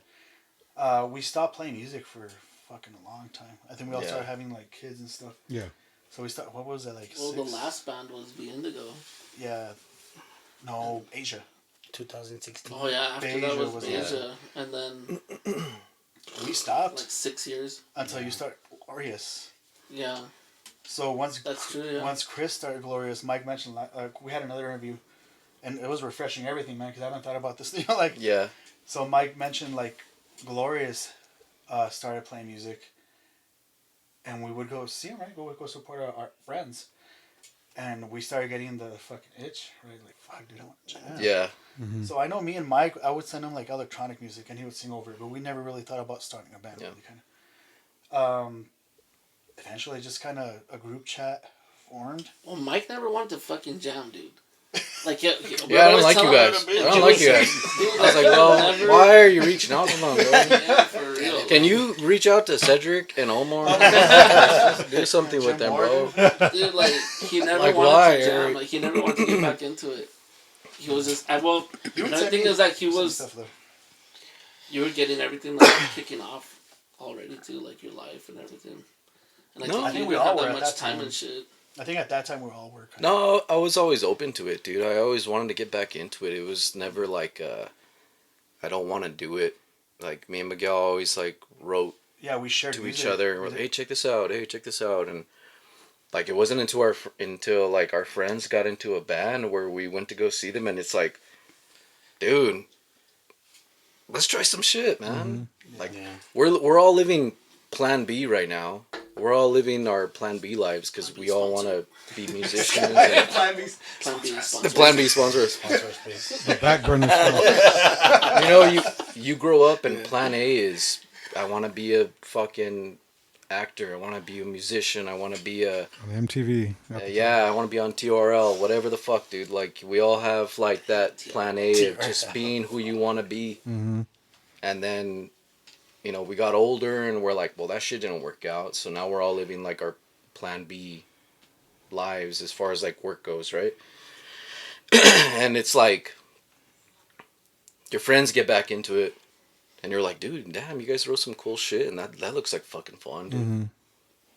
And then, you know, it's like, well, why not? Like, we Nothing to lose. nothing to fucking lose, dude. We're seeing I'm open up for like Memphis Mayfire. Yeah, We're like, yeah. I know. Yeah. And Plan B sucks. I don't want to do what I'm doing. I'm sure they don't want to do what they're doing. It's like, we're living Plan B now, and this shit fucking sucks. As far as jobs go, work goes. And time's ticking, bro.Hy not? Why not go back into that shit and go all in this time? To me, I've always felt like this is the strongest lineup we've ever had. I think so too. I mean, I don't know your history completely, but I think I'd have to agree, bro, because again, your music is just, I fucking dig it. Yeah. I think it's more the connection we have with each other. Yeah, we've known Like each me and other. Alex could play, and then I don't even have to be facing him, Yeah. and I already know where that he's too, going yeah. into. with just the way he drums. So I'll hear him like do a fill, and I already know he's either gonna get loud or he's gonna get soft. I can already hear it. And so, but it just comes with like playing for years with Together, each other. yeah. But also knowing each other Yeah. I And lived knowing with each them. other, yep. and liking each other. Because I've been in bands where we didn't get far or nothing. Excuse me. Where you do like the people you're jamming out with, but you kind of don't either at the same time sometimes. Or it's like, I don't like their input. Fuck them. No, It's not going to work. It's not going to work. Tony. But Tony! no, but again, I've had several bands in here on the podcast, and it's been refreshing. With I think it's been the case with all the bands that I've had in here, where I see their dynamic, the way they talk to each other, the way they look at each other, the way they bounce ideas off of each other, finish each other's sentences. It's fucking cool to see, man. And I see that with you guys too. So I get it. It's there. So Yeah. I would imagine if you guys ever had any squabbles, it wouldn't last too long before you guys are okay with each other. I think we've all... True. Well, except for Tony, right? We've all known each other for like over 10 years. Yeah. Yeah. So what you guys were saying earlier too, with you guys got separated from music for a while, whatever. I did the same thing because I got to a point when I was like 27 or 28 where I was like, I gotta grow up. Yeah, I got to catch up for me. It was... Yeah, same thing, bro. I gotta grow up. I gotta catch up. I gotta do this. I gotta do that. And at the time, Fender released the affordable American guitars, the Highway 1. Do you remember those? I had a Highway Telly. I had the Highway 1 Strat that was red, satin red. Yeah. And I regret selling it. It was my ex-girlfriend at the time, bro. They were great guitars. My ex-girlfriend at the time was the one that told me that I got to give up on music. And Oh, dude. It's always other people. I guess you're right. Pushing the dream, huh? yeah, dude. I was like, I guess you're right. So I got to fucking grow up, and I Never had that, sold it. Yeah. I fucking regret selling that fucking Strat, bro. I regret selling mine too. I got it from I got that Highway Telly from your roommate Corey. He sold it to me for $200. American Telly, Corey Taylor? and I fucking regret selling it. Because at the time, I think the American Tellys at the time were $849, Yeah, and the Highway 1 was like $649. which is crazy for an American guitar. Now, huh? Yeah. So you guys formed the band again. After years. Miguel, Chris were the longest, and then Alex came into play. You were sharing music with Mike this whole time. Yeah, but when This is before Tony came into the picture. Tony was homeless, and then This guy right here was the most nicest guy I've ever met. pulled over. I offered him money for favors. Baby, how much? How much? How much? I loved his car that he had, a Bentley. My car. I had a Bentley. He became a fan. Came out of his Bentley. I was like, fuck, this guy right here. It's promising. No, but he was homeless. I'm just Back to the homeless story. Yeah, but after we got, so after like it's probably like a good, I would say 6-7 years is a fair like 6, 7. 6-7. My boy's gonna pop in the door right now. He's gonna bust through. Like the Kool-Aid man. Someone say 6-7. Alright, did someone say 6-7? He calls right up. But yeah, after that time we got back together, we started they're buying dope. equipment. Yeah, That's the thing. I like Like you said, you sold your guitar. We I had sold all my stuff. It had been a long time since I played music, so I started building my equipment again. And then once we all had equipment, we just started jamming. Mm-hmm. Within like a month or two, we played a show at Mona's. It was our very first show. Yeah. A lot of support from Mona's and Rosewood too. Yeah, shout out to Hobby. Mona's. Chris, Reggie. Chris, bail him out. Oh, this dude. But those guys have been behind us like day one from BloomWave. Yeah. Well, that's like our first show was where Mona's. Mona's. Yeah, they got us in there, and then they just keep having us, which is awesome. Yeah, well, because of them, we got the Sparta show. Mm-hmm. Yeah. And it's like something we're grateful for, right? We feel indebted to them. Like, Yeah. that's cool. And then because we played that show, Jim Ward referred us to the festival, Soul Summit. That's so badass, bro. Yeah. I remember, so my homeboys and I, before I decided to grow up, when I was telling you, during the pee break about selling my guitars to grow up, we used to go party at Hope and Anchor and Clicks and all those places on Mesa, right? clicks. But I remember going to a Hope and Anchor one time. He owns it. No? Yeah, he owns it, Yeah. and he was busting his own tables. I seen And him. I knew Jim Ward owned it. I knew he owned the place, but I didn't expect to see him there, much less busting his own tables, you know. Respect. Yeah. And Where was this yeah, at Hope and Anchor. Open anchor. He did the same thing at Eloise. I've seen him too. I went to go eat at Eloise with my wife, Crystal, and he wasn't busting tables, but he was there. And it's like, dude, you appreciate it so more because it's the owner, the guy who started it all, and And a rock star, mind you, being humble as shit. Yeah, Yeah. Like and he should be like on the road or something. You should be chilling, right?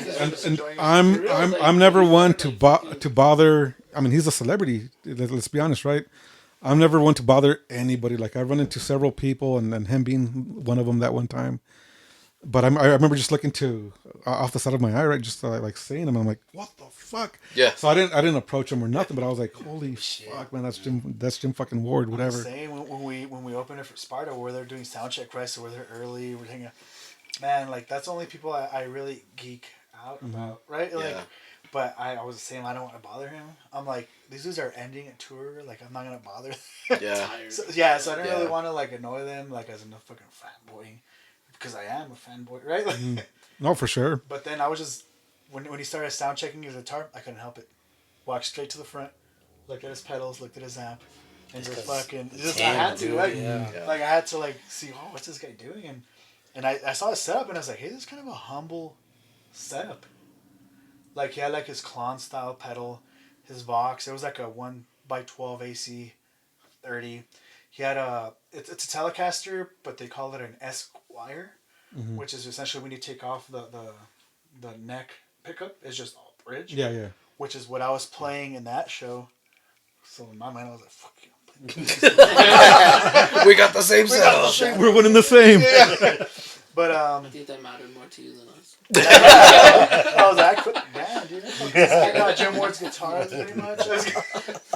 Yeah, dude. So you geek out with stuff like that, and it's crazy seeing him humble like that, right? Yeah. Because I saw him at Eloise too. Busting table. He was kind of like fixing stuff around. You see him running around. Yeah. I've seen him at a Hope and Anchor doing the audio, fixing the shit, and like fucking walking around. Like it's wild, right? You expect these dudes just to be chilling at home, like enjoying like their life, like. And not because we're talking about him specifically, but to me, of course, I'm gonna appreciate at the drive-in. Oh yeah. I'm gonna appreciate all the projects. I've got his solo albums on my iTunes library that I bought and everything. But to me, Sparta, bro, is like, to me, I fucking love Sparta more than I love at the drive-in too. But Sparta to me is. Yeah. I think I grew up. Miguel's the one that showed me Sparta. No, so we found. Well, maybe I showed Sparta, but I remember being at Chris's house. No, you showed me Mars Volta. And I think I showed Sparta. And then you showed me Sparta. Yeah. And Wiretap Scars, bro. Yeah. I used to listen to that every day, and dude, it has like a hallmark on my life because it was like me at like the age where I'm growing up from like a kid to a teen.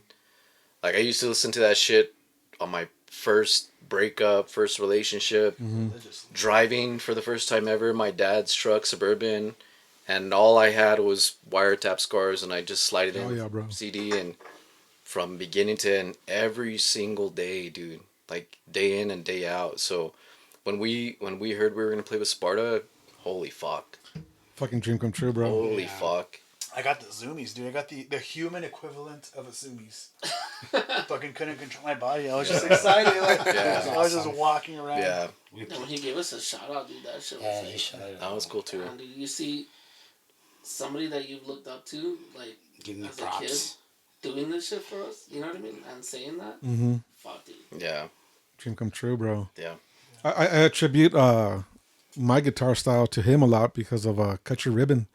Because before that, I wasn't doing the palm muted octave chords or whatever the fuck. Yeah. And it was through that song. It's one of my sound checks. That's your sound check. Yeah. I haven't played it in forever, bro. But through that song, that's where I picked up on that technique. Yeah. Because before, I mean, growing up and learning guitar, I mean, I've been playing since I was 16. I don't fucking look like it. I do it by accident, was when I sound good, I guess. But through that song, it's when I picked up on that style. Because before that, you're doing power chords more than anything, just like everybody else. Yeah. And now I purposely try to find different. Or the cowboy chords, right? Yeah, The yeah. open chords. Yeah, I purposely try to find different finger layouts, I guess you'd say. That's Different So- fingerings. to this day. Cut your ribbon is a key that I constantly play in. I You know put- who got me into like weird ass chords is Hector. Oh, Hector the man. Let down. chords. He calls him man. Hex. Play a fucking man chord. From Yeah, Letdown From Studio? Letdown. From Letdown, From yeah. Letdown. And then he'll like fucking break his finger. You just see his pinky. And then he'll go back. Shout out. He'll play like badass fucking. Yeah, shout out to Hex. Yeah. Hex is And John. Old And I've, John. I've known Hex since we were like kids, man. I don't want to say party stories, but we with his older brother, GFU. yeah, his older GFU, Yeah. his older brother knew Hex, and this band called Finish the Fight. And me and That Chris, name sounds familiar. yeah, dude, me and Chris were like big fans of theirs. So like, Chris' brother knew them, so we eventually started hanging out, and we're like fucking fanboys, right? Like these guys are fucking amazing, and they're all great musicians. Everybody that's been in that band, Yeah. like great musicians. I forgot where my story was going, but Hex, dude. yeah, but go ahead, Hex. Hex Yeah, put us so onto a lot of Man shit. chords. Man he chords. He started recording like in his apartments. I think his first recording we did was at his parents' house. This must have been like 15 He had years a ago, man. little ass fucking. Yeah, little little eight setup. track or something. I Yeah. don't know what it was. But man, that dude's been building it up since then, sticking to the scene. Now he's doing the live at letdowns, and we had some dudes from Los Angeles come over. Easy Sleeper. Easy Yeah. Sleeper, fucking awesome band, man. And we're seeing them live. I was hanging out there, just hanging out, drinking with them. Fucking cool band. He's getting Los Angeles bands. He's fucking supporting local like crazy. Mm-hmm. He sort of, in a way, like resurrected or just came back to everything in a way like we did. Because I remember he skipped out for years. Wow. Same thing. For a while. Yeah, him and John He did just school, no? He did school, no? yeah. Oh, he got his But I master's think or it goes back to the same thing where it's like, all right, we had to grow up, right? And we're living all our Plan B lives, and then it's like, nah, this ain't it, or like it's something's fucking missing, bro. That's true. But And to some Hex extent, and them, Hex and John, same thing. They disappeared for a while, and then they just fucking came back, and Around the same they're time. killing it, and they're having fun, and About the same time because I had Yeah. messaged Hex. I was like, hey, Yes. can you help us out with drums? yeah. He's like, maybe I'm fucking about to start I'm fucking. about to start letdown. Yeah, I'm about to start again. It's like that's so the timing was just like. and they just got some sort of sponsorship too, huh? Yeah, they They did. posted about it. I saw Did it. they really? With- They Yeah, did- dude. What they get? Not too sure, but I Instagram saw it. it. Yeah, yeah, they're getting some big ass partnership. Yeah. man. Shut up. Hell I yeah! mean, text him. Is it a cell phone company or something? Yes. Cell phone company? Yes, it's Yes. it's wireless or something like that. Let me call him up right now. I'm just kidding. Call him, call him. I don't know where. Put him on FaceTime. Should I? I have your big time. Oh, I don't have Do it. Call him. Do it. See if he answers. Miguel, call him. Yeah, See call if he him. answers. Let's see. But those guys are a big fucking staple in our shit too, dude. They've always Big been time. there from day one to help us out with Such good any dudes, bro. recordings. Oh, Fuck I don't know if he yeah. has my Total wireless. Wait, calling him? See, Yeah, I no. don't under Call him. Call him. Sexter. If you was to Sexter. call, I don't think he would answer. You answer me, go. Put it close to the mic too. If he answers. Bueno, not you. I don't think he's gonna answer a new cell phone number. If he doesn't have your number? Nah, call him. What up, doggy? You're live on the air, Hector. You're live on the air, X. You're on the Joe Rogan podcast. If he doesn't answer, I'm not going in. Yo, yo. Yo, Hex, you're live on the air, man. How you doing? I'm just hanging out, getting ready for, we got balances coming in to do a Hell yeah. Hell yeah, Hector. So, yeah, we're talking about you. We're on the Long Story Longer podcast. Podcast. with Rene Rodriguez. And you Oh, no way. Oh, you're doing it? What's up, Hex? Dude. You're live. What's up, guys? How you guys doing? How you doing? we're just talking about it. We're talking about back in the day. I'm not bringing up party stories, but, you know, we're,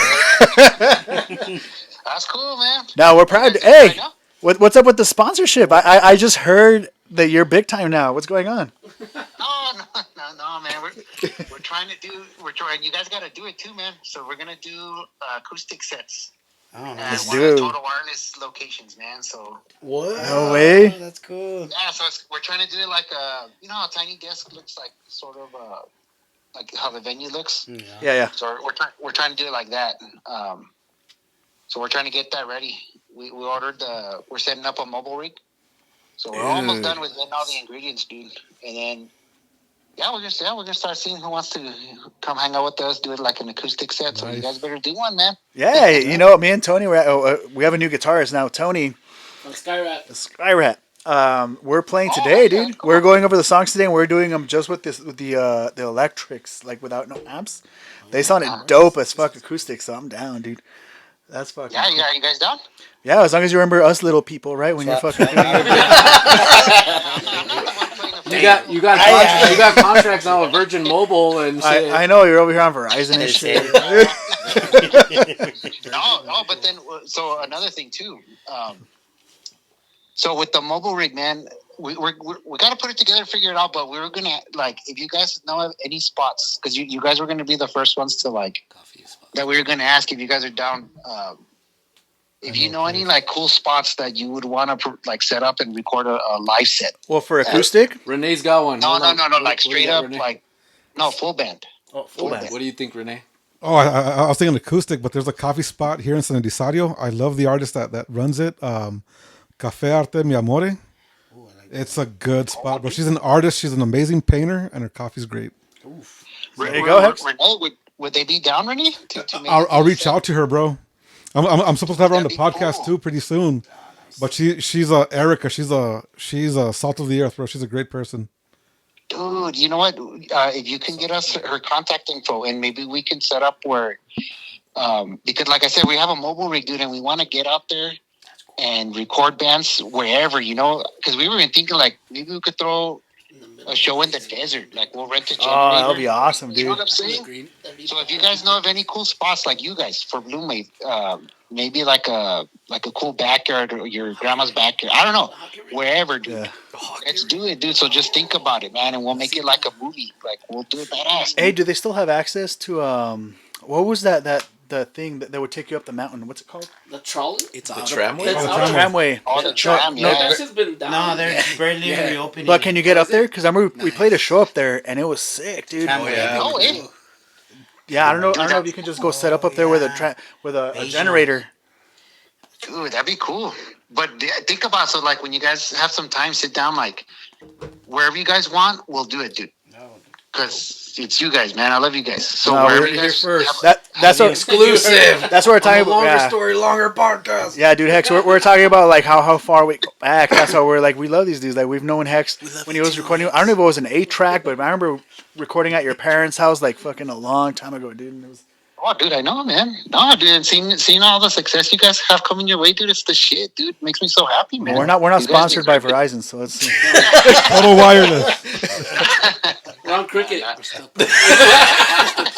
Yeah, we all grow together, fellas. No. Fuck yeah, dude. Oh, that's cool. Are you guys on the podcast right now? yeah, we're live. No, we're recording. Oh, you guys? Oh, that's cool. I have you on the mic, so don't say anything dumb.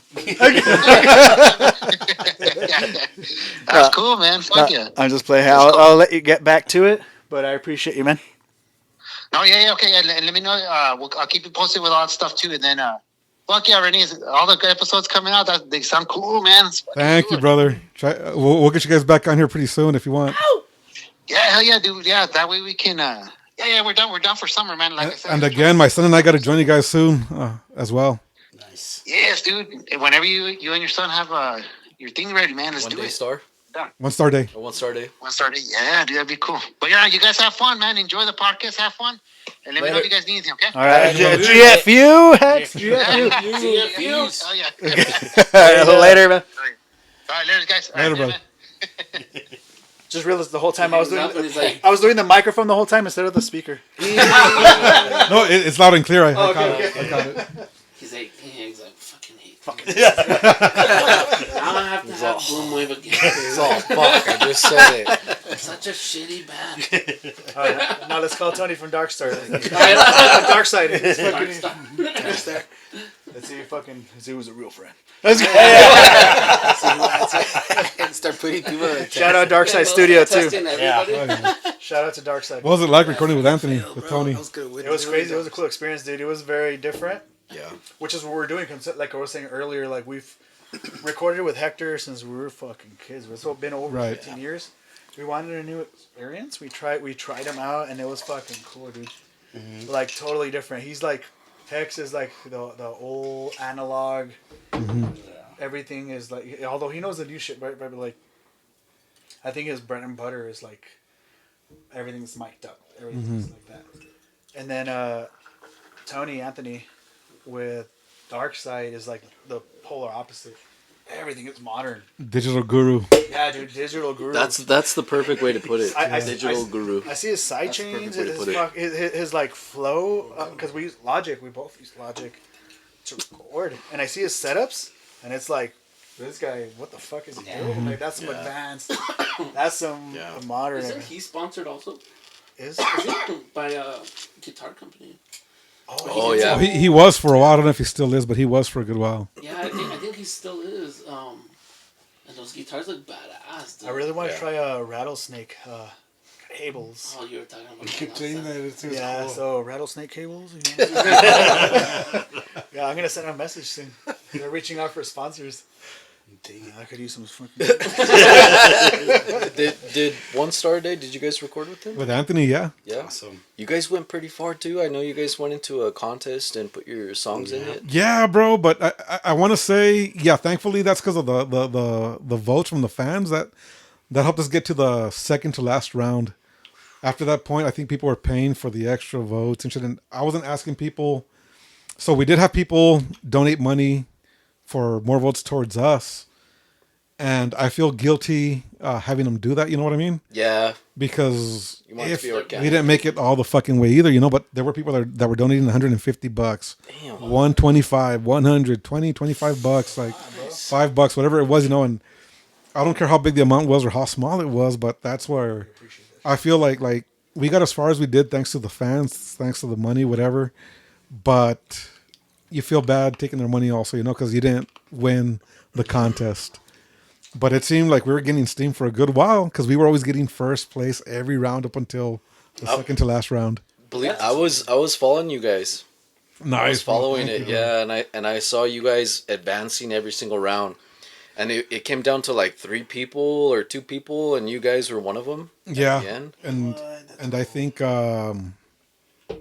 I think that last round we went up against a female singer songwriter that was, to be fair, sounded really good, and a rapper.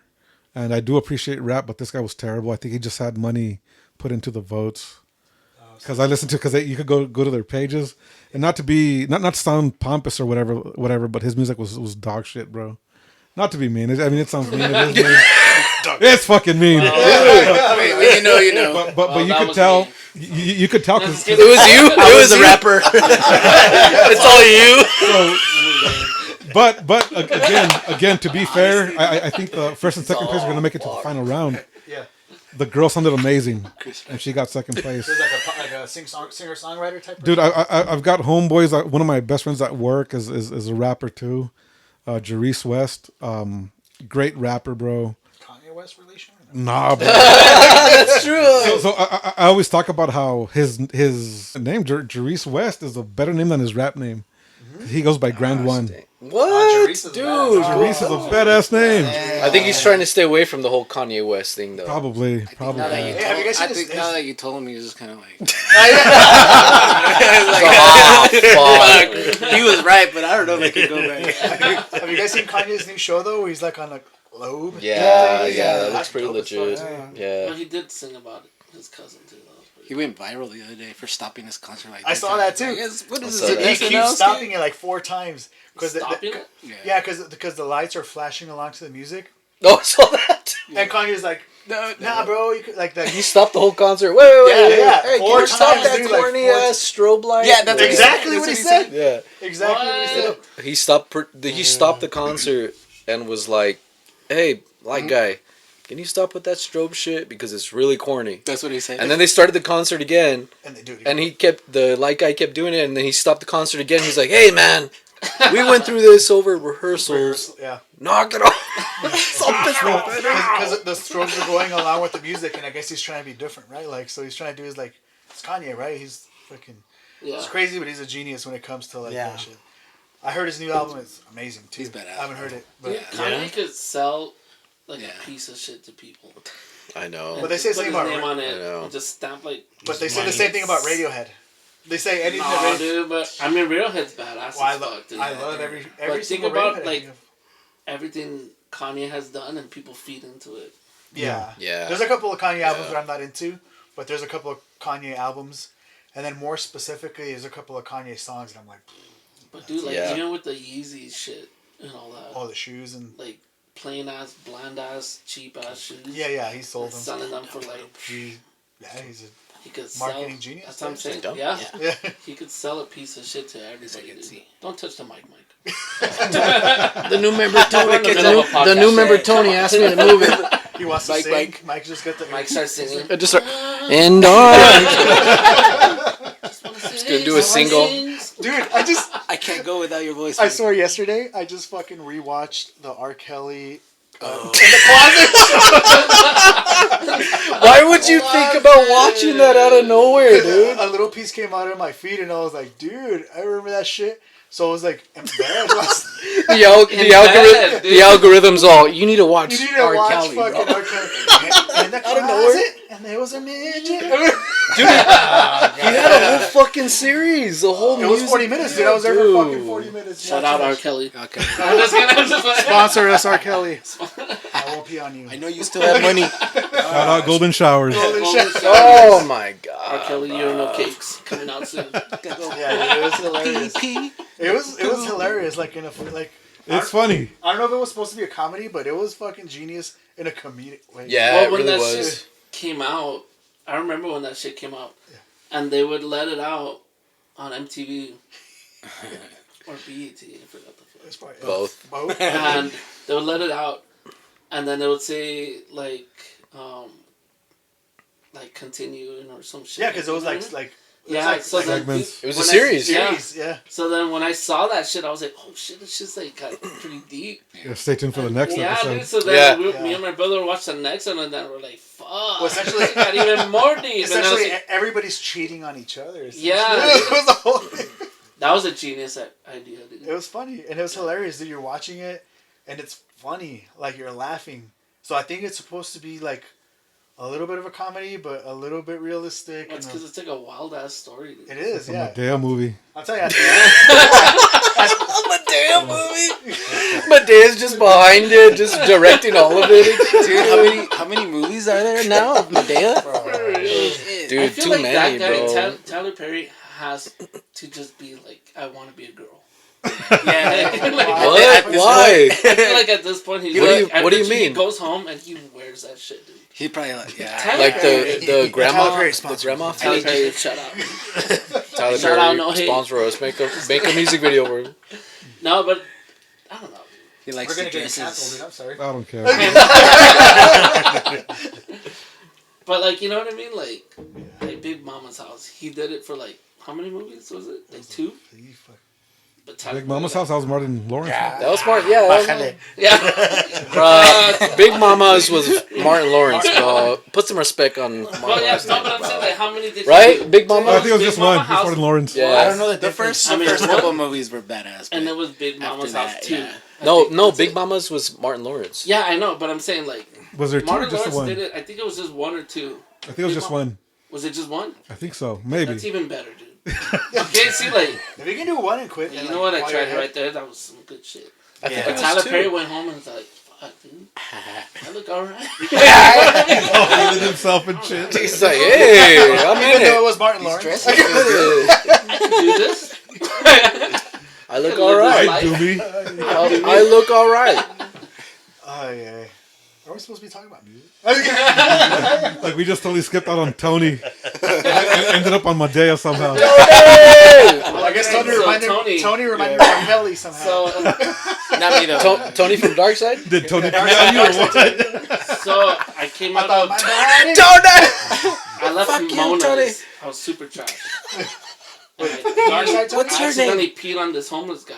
What And then- are you talking about? And then Tony was there, and he was like, "Oh, what the?" I'm just kidding. You need a job? I'm so lost. Just kidding. He has told a story. We go back to that No, story. but I mean, we've been boys with Tony like since Skyride, actually. To tell you the truth. I thought we were talking Not about that Dark far. Side. No, we're talking about Dark Side Studio. Oh, Tony. but Yeah, I'm bringing Dark up Side. Tony. We got a new Tony. Hold on, what's going on? We're inching towards new Tony. Yeah. Yeah, Homeless Tony. it's become his villain origin story. How'd you? Yeah. Chris peed on me. Yeah. Saw too We- many So R. like Kelly skits. R. Kelly. Bring in R. Kelly. No, but He's the He saw embodiment you. of R. Kelly. we've always wanted our. I always wanted more like oomph in the Depth. band. Yeah, there you go. Perfect. Depth. That's the perfect way to put it. So, we've always been contemplating on having another guitarist. To fill in like what was missing, Yeah. because Miguel's like lead, if anything, right? I would consider myself more rhythm. But you're trying to. But once I'm trying to fill in both spots. yeah. But once you start doing like your crazy delay and those effects, like we lose out on A little the bit. music from The what we power. feel, right? From what we feel. And in the recordings, we do the same thing because I don't want Yeah, to bullshit. same thing. I don't record extra guitars like. Yeah, same thing. So It's a lie. we were like, man, what do we do? Like, how do we fill in this spot? Like, how do we bring that extra power? How do we, just bring more of a presence into like the performance and our recordings and everything?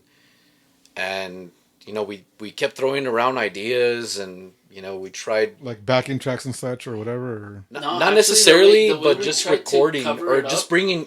Well, not recording, but just bringing guys in and trying them out and everything, and just ideas too. Should we put a fifth member in, or should we not, or Because it has to be the right person. yeah, Ultimately. Oh yeah. yeah, You guys already had your dynamic, and it's got to be. yeah, The pressure's on Tony now. yeah, Just dude. stay quiet. Yeah, That's the trick. but Don't talk. don't talk right now, Tony. Chris is training me right now. And dude, there's so many talented guitarists and for sure. musicians here, and like it's hard to choose somebody based off of like the comfort of our band, or like somebody who fits in the band and shit like that, and they told me he has a Mesa boogie. he's got a Mesa Boogie. But like, dude, I was he's telling sold. Miguel, I was like, well, this guy fucks with everything. Like, yeah, That was yeah. That was my main thing. Yeah. Is he into like a lot of types of music? Because Yeah. Miguel was like, is he Yeah. just into metal? And then I was like, no, dude. Yeah, because you hear everything. Skyrat, and I'm like, is he just a metal dude?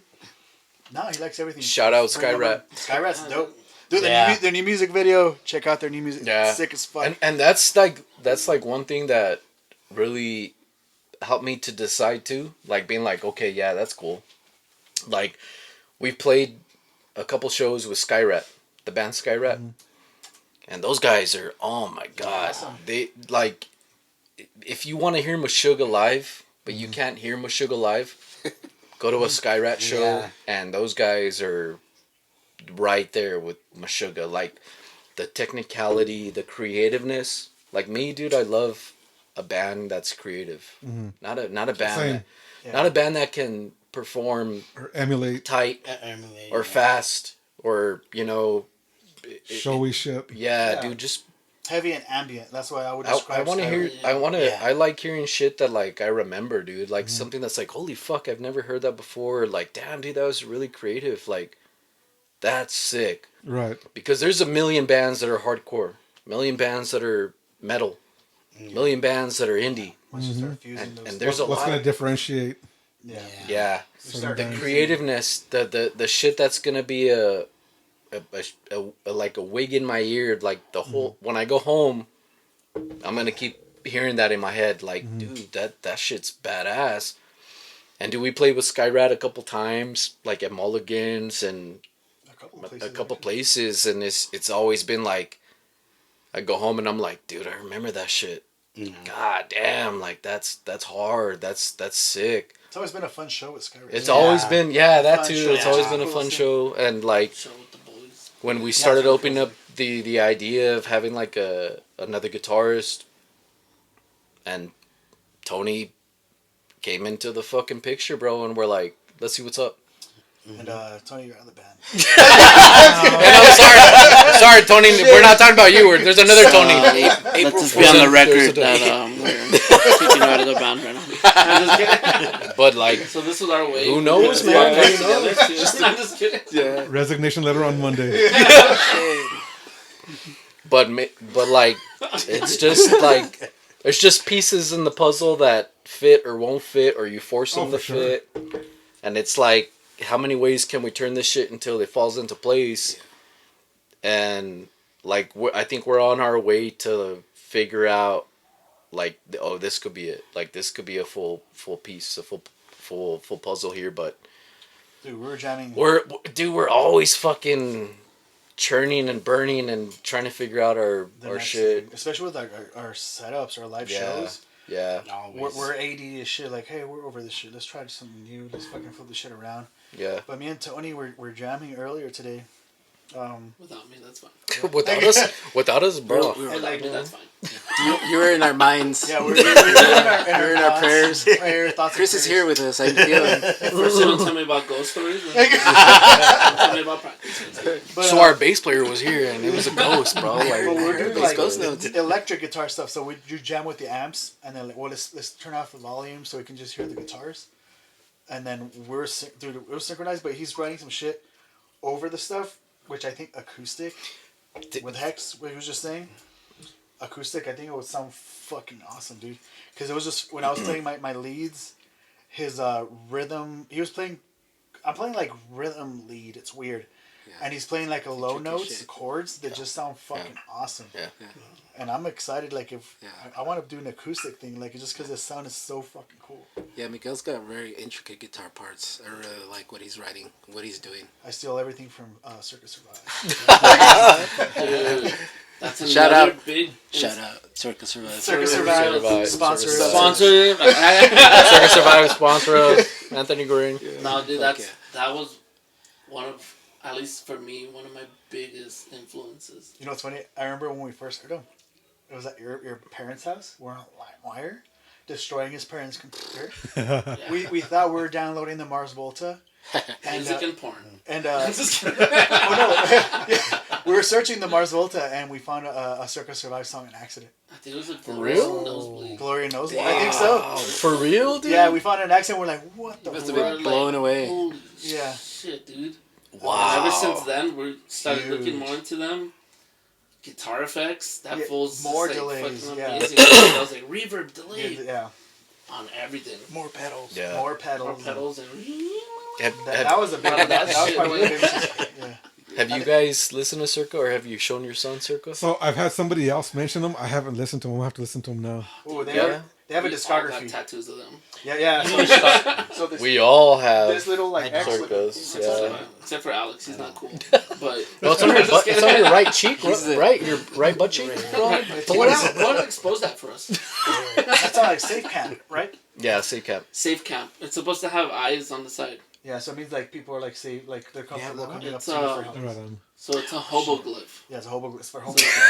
No, I'm not It is. even It funny. is. It really is. It really It really is. is. It's a hobo glyph. So it's It just means It's safe. Like, It's say safe. say like you're homeless and you find an abandoned spot, whatever, but you're not somebody that's fucking harmful. Then you put that sign with the two eyes on the side, and then they put it next to the doorway, so it's safe camp. But it actually means a lot more to me because I would always take in my friends when my mom would. Yeah, I think we've all lived with Chris Yeah. at some point. So that safe camp, like that's why I got it right here. Yeah, for real. Like It That's just what means it's the hand that I usually it means shake home. It somebody's means hand. safe. Jerk off with. to jerk off with. It's a safe camp right there. If you guys need it. I'm just kidding. Show my underwear. Meanwhile, Got you all riled up. Got it. All right. Damn, you got him canceled. Now he's canceled. This is a He's fucking. calling the cops. I'm trying to find a picture, bro. The tattoo idea I had for my friends and myself. Let me see. 911. Oh yeah. BloomWave's here. I'm in We distress. got him. Wait, let's talk about his telefucking microphone. Though. I was telling my homeboy we should get that one right there. You gotta show your camera.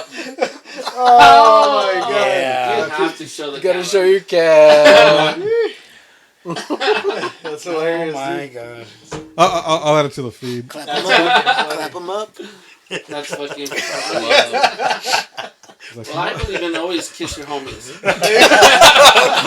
are you guys down or not? Oh my god! Too late, a tattoo artist comes in. They're all Just getting walk it. in. We all did Pulls out the a gun on everybody. Y'all straps getting come out of the couch. All of you are getting it. We're tied down. Hey, Tony just got a new dope ass tattoo. By the way. yeah. Oh yeah. You want to shout out your tattoo? Shout out Junior.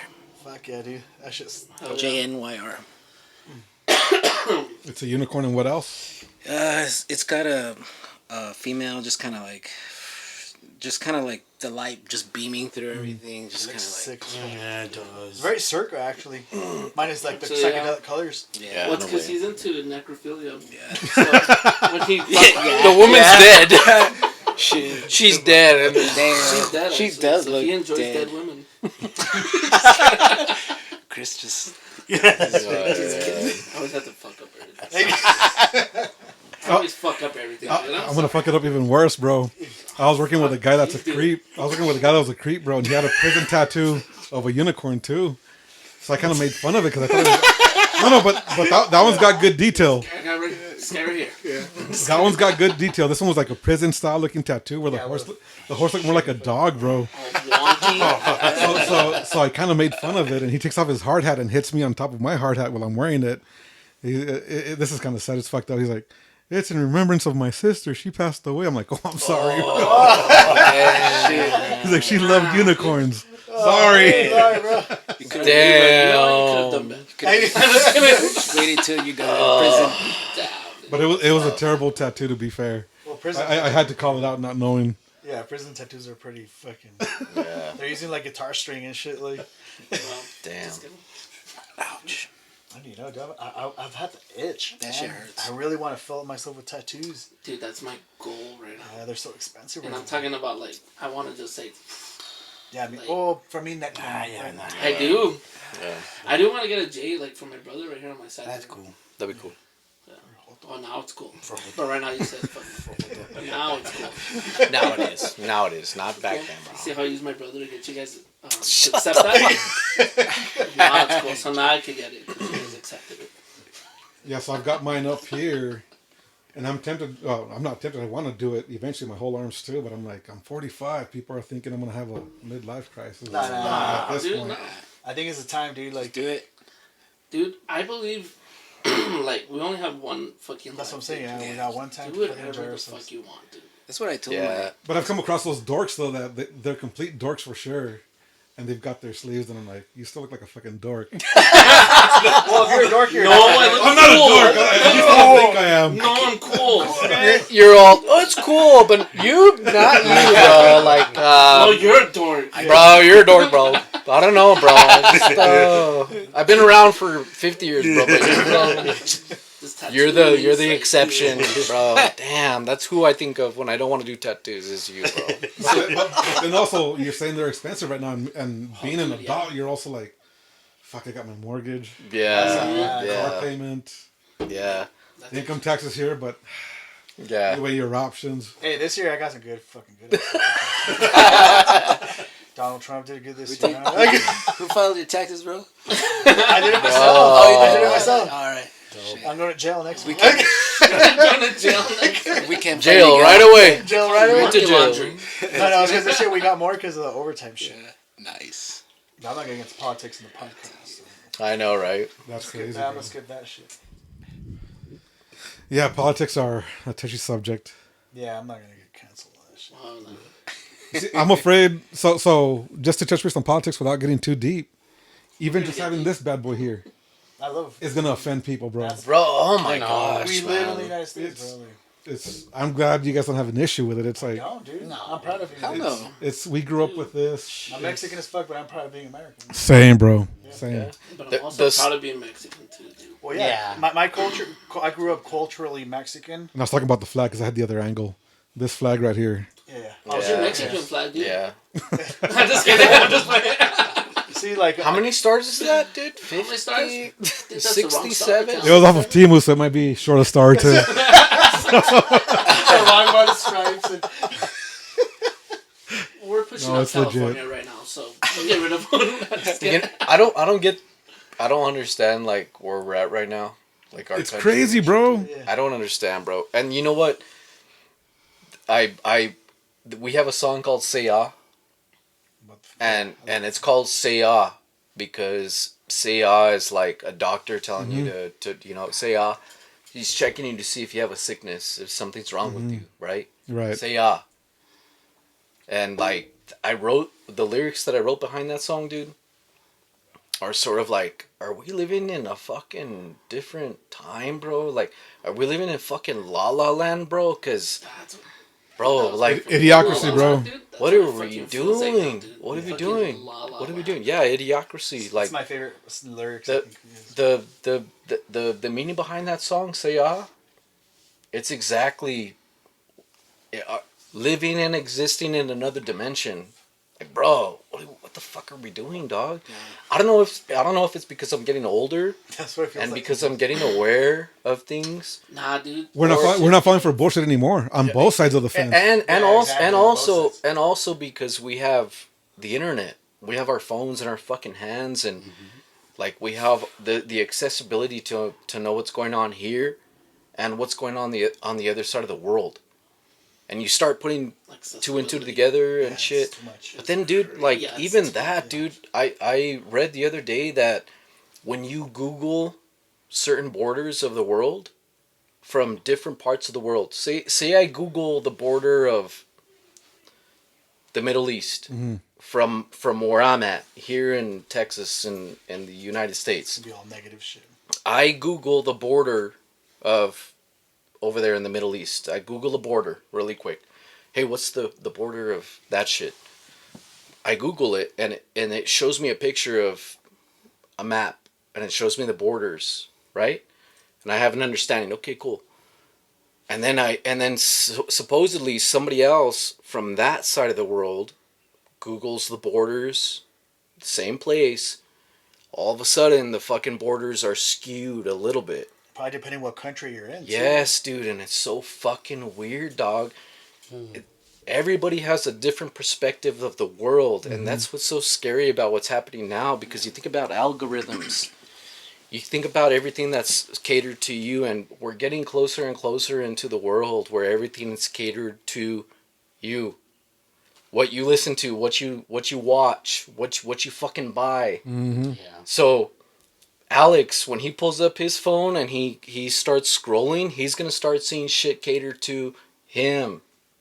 What he watches, Netflix and HBO Max and all that, Algorithm.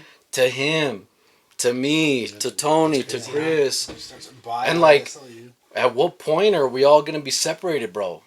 it's And already like, happening. dude, it's so scary. Like, god damn, bro, like it's insane. Like, People stop. dude, Yeah. one of my favorite bands is Every Time I Die, and I'm wearing their shit. And Keith Buckley, the singer, he wrote a lyric that like I always think about every fucking day, bro. And he said that separate hearts are the whole of the law. If you can keep people divided, that's the whole of the law. That continues to keep the fucking Yep. machine turning, bro. As long as you can keep people divided, as long as you keep people confused and Conflicted. exactly, Comfortable. they're never ever gonna be able to figure out the game. Dude, now you We're- just sound drunk. We're never ever gonna be like, something's wrong with this shit. We gotta change it. And if you do say something's wrong with this shit, you're frowned upon. Yeah, You're blackmailed. Well, You're out. That's You're done. Yeah, that's Well, the it whole depends thing what with side this you're shit, in. though. Because if you're on this side, if you're on the left side, and you fucking like agree with anything on the right side, all of a sudden you're a piece of shit on the left side. It's if you're insane. No, but It's even me, insane. and I'll say it Insane. real quick. I'm a registered Democrat, yeah, but I classify myself as an independent now because both sides are fucked. Me I too. think. Me they're too. all done. Good. Yeah. And then you say that you're an independent, and people you're not crazy. extreme enough either way anymore. So you're not cool with us. You're not cool with. I've lost friendships. Dude. Not because not yes. at my expense because I'm cool with everybody. Yeah. But I've lost friendships over even minute statements that I've said, bro, over politics, and I'm not being far fetched, left or right. Not bro. at all. Fuck no. Fuck Not no. at all. I consider myself the middle too, and I'm considered like weird on like when I talk to like people on the left or the right, and I kind of agree with anything aside from what they agree with. All of a sudden, I'm like, You're not my friend. yeah, it's crazy. You're See, but you gone. know what? Yeah, Okay. I'm deleting your number now. So, and I'm saying this close to the mic because it means something. Just kidding. Now, meaningful. so me and my friend Wayne at work, we were talking about all this shit, like the war, all this shit that's about to fucking pop off. And I asked him, I was like, dude, so what do you think, like, about all this shit that's going on? These fucking gas prices are retarded right now, dude. Yeah. They're fucking crazy right now. So, I wasn't getting out with this. These gas. So, we're talking about, like, how, because, like, everybody has their sides, right? But me and him, we're talking about it, and we're just like, dude, I don't really give a shit about what's going on right now, dude, because I still have to wake up, fucking That's go what to work. most people are. Until somebody's fucking You still knocking gotta on my pay your door with bills a fucking and- gun, Like, let's then join you the know army. what? Then, you know, shit's popping off. You know what I mean? It's kind of like what they're But- saying about aliens earlier, like the government released aliens. I was like, dude, I still gotta pay my bills tomorrow. Yeah, not to Yeah. change it. Yeah. But he said that. Well, he said that. He was like, I don't give a shit, dude. Like, I still have to come to work, still have to clock out, still have to go buy food for my family and all kinds of shit. And that's kind of like where I am with this shit, where I'm like, okay, world's going fucking wild, but Yeah. fuck But it, it's- I still it's- have to do my shit. You know what I It's mean? to the point though when you think about politics, like yes, they've always conflicted left and right, but it was a lot more of a common ground back in the day compared to now, Yeah, where social people media. could talk about it and work together for the better of the country, bro. Right. Yeah. Now we're getting laughed at by other countries, and we're getting looked at a certain way as either bullies or whatever the fuck too. But also, it's no matter where your opinion leans towards, or even if you're neutral, like we're saying we are, everything's frowned upon unless you're to the extremities Yeah, of you gotta be one either side or side. the other. Exactly, but yeah, since we're in the middle, everybody thinks we're a piece of shit because of it. Yeah, they're like, For we're real. And, Like, and, and what do yet you we're the mean? answer What do you to mean? the Because problem, you I don't think. Like this, I you think don't so like too. I this, believe so too.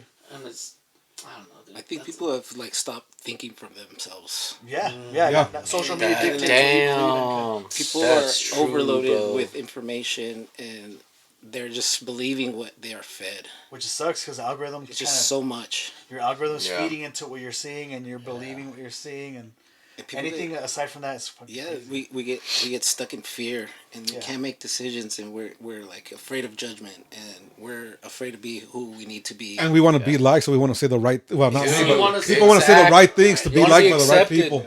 Nailed it. And you want to live comfortably. Dude, that's I'm all being a musician here. But like that's exactly Yeah. dude, when I wrote Say Ah, Right.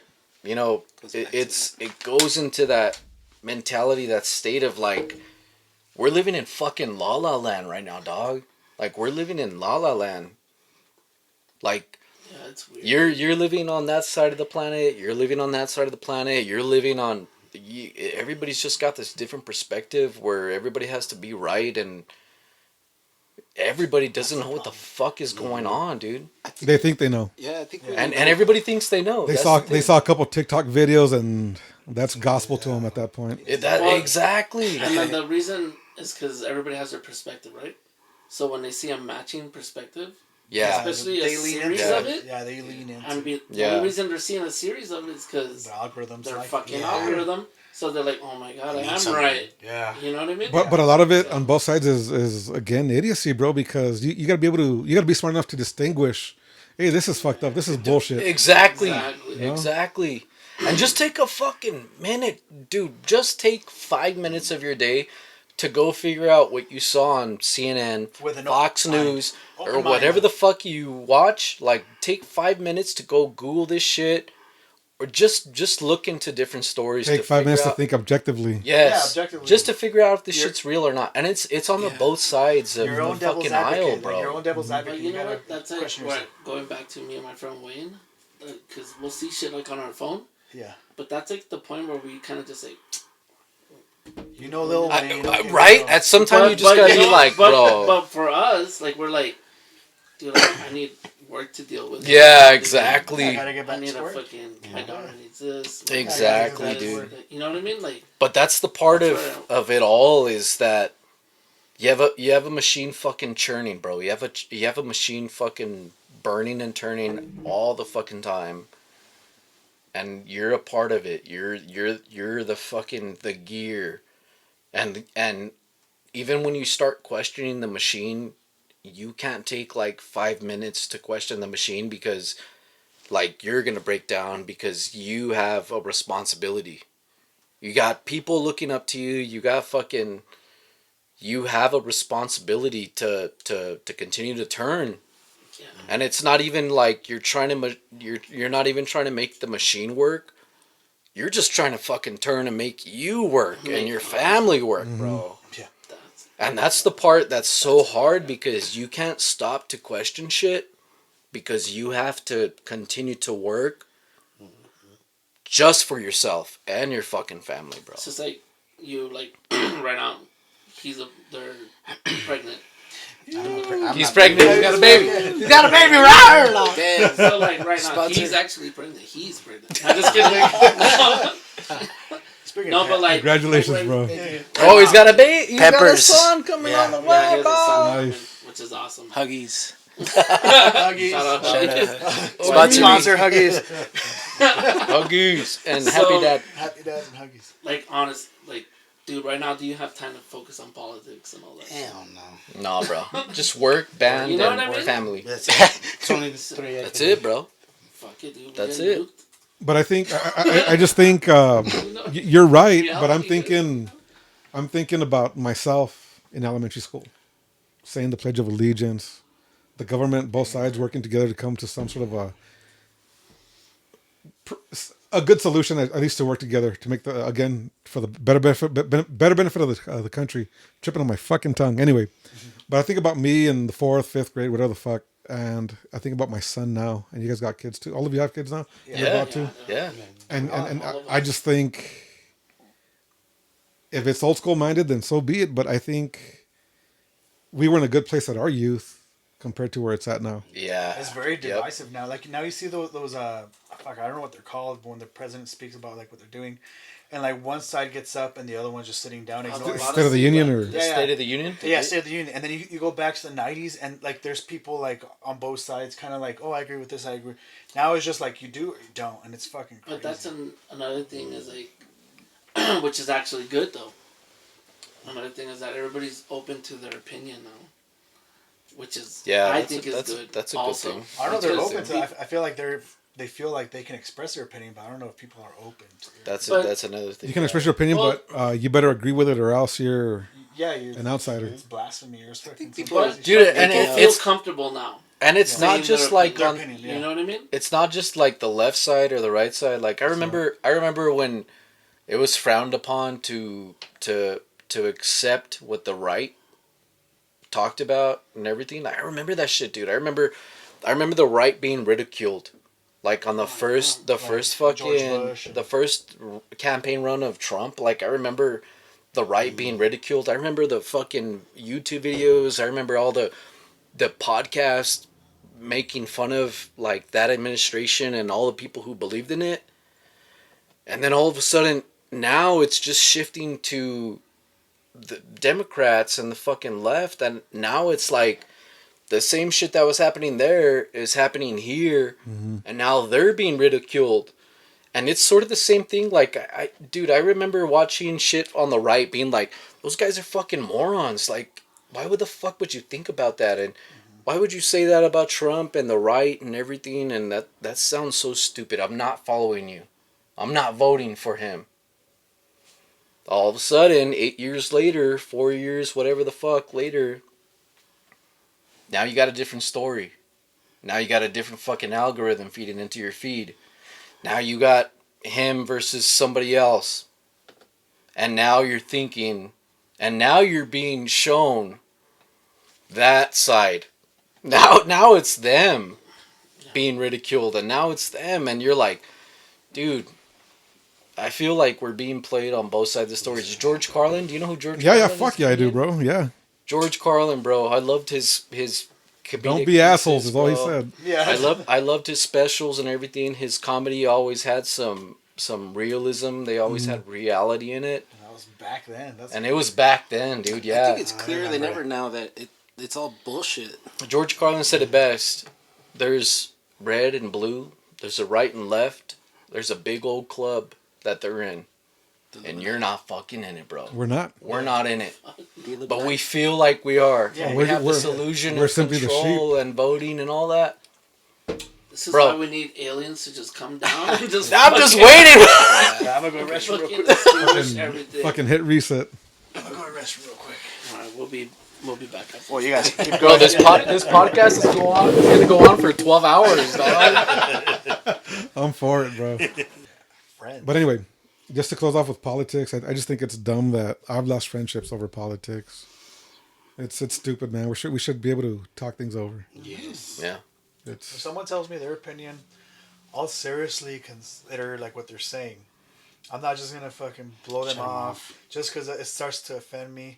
And I forgot what comedian or what person said, just because you're offended doesn't mean you're right. yeah. You could be offended and be wrong, incorrect on the issue. Yeah, dude. Everybody's entitled to their opinion. Yeah, their Of opinion. course. Everyone. And it's wild. People If like not everybody. And ultimately everybody's wrong. yeah. recently, there's really so- no right. Yeah. That, 'cause- Yeah. Hey, that's a good way to Because say there's it. an evolution. Everybody's wrong. Yeah, Right? there's an evolution. What can be okay today is gonna be wrong tomorrow. It's crazy, huh? Yeah, How much of this are we gonna laugh at in 20 years, bro? a lot of it. Right. A lot of it. Right.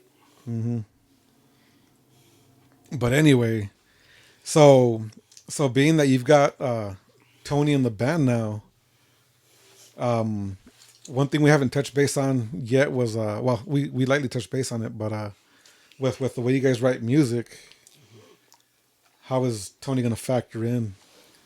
He's probably gonna contribute, right? Party foul! Oh, bro! Knock down Donatello! Oh no, Shredder! Rather doesn't Shredder. drink. Damn, man, 'Cause- somebody call him an Uber. dude. Wow. So Because he has a problem. I know, I know, right? No, Sorry.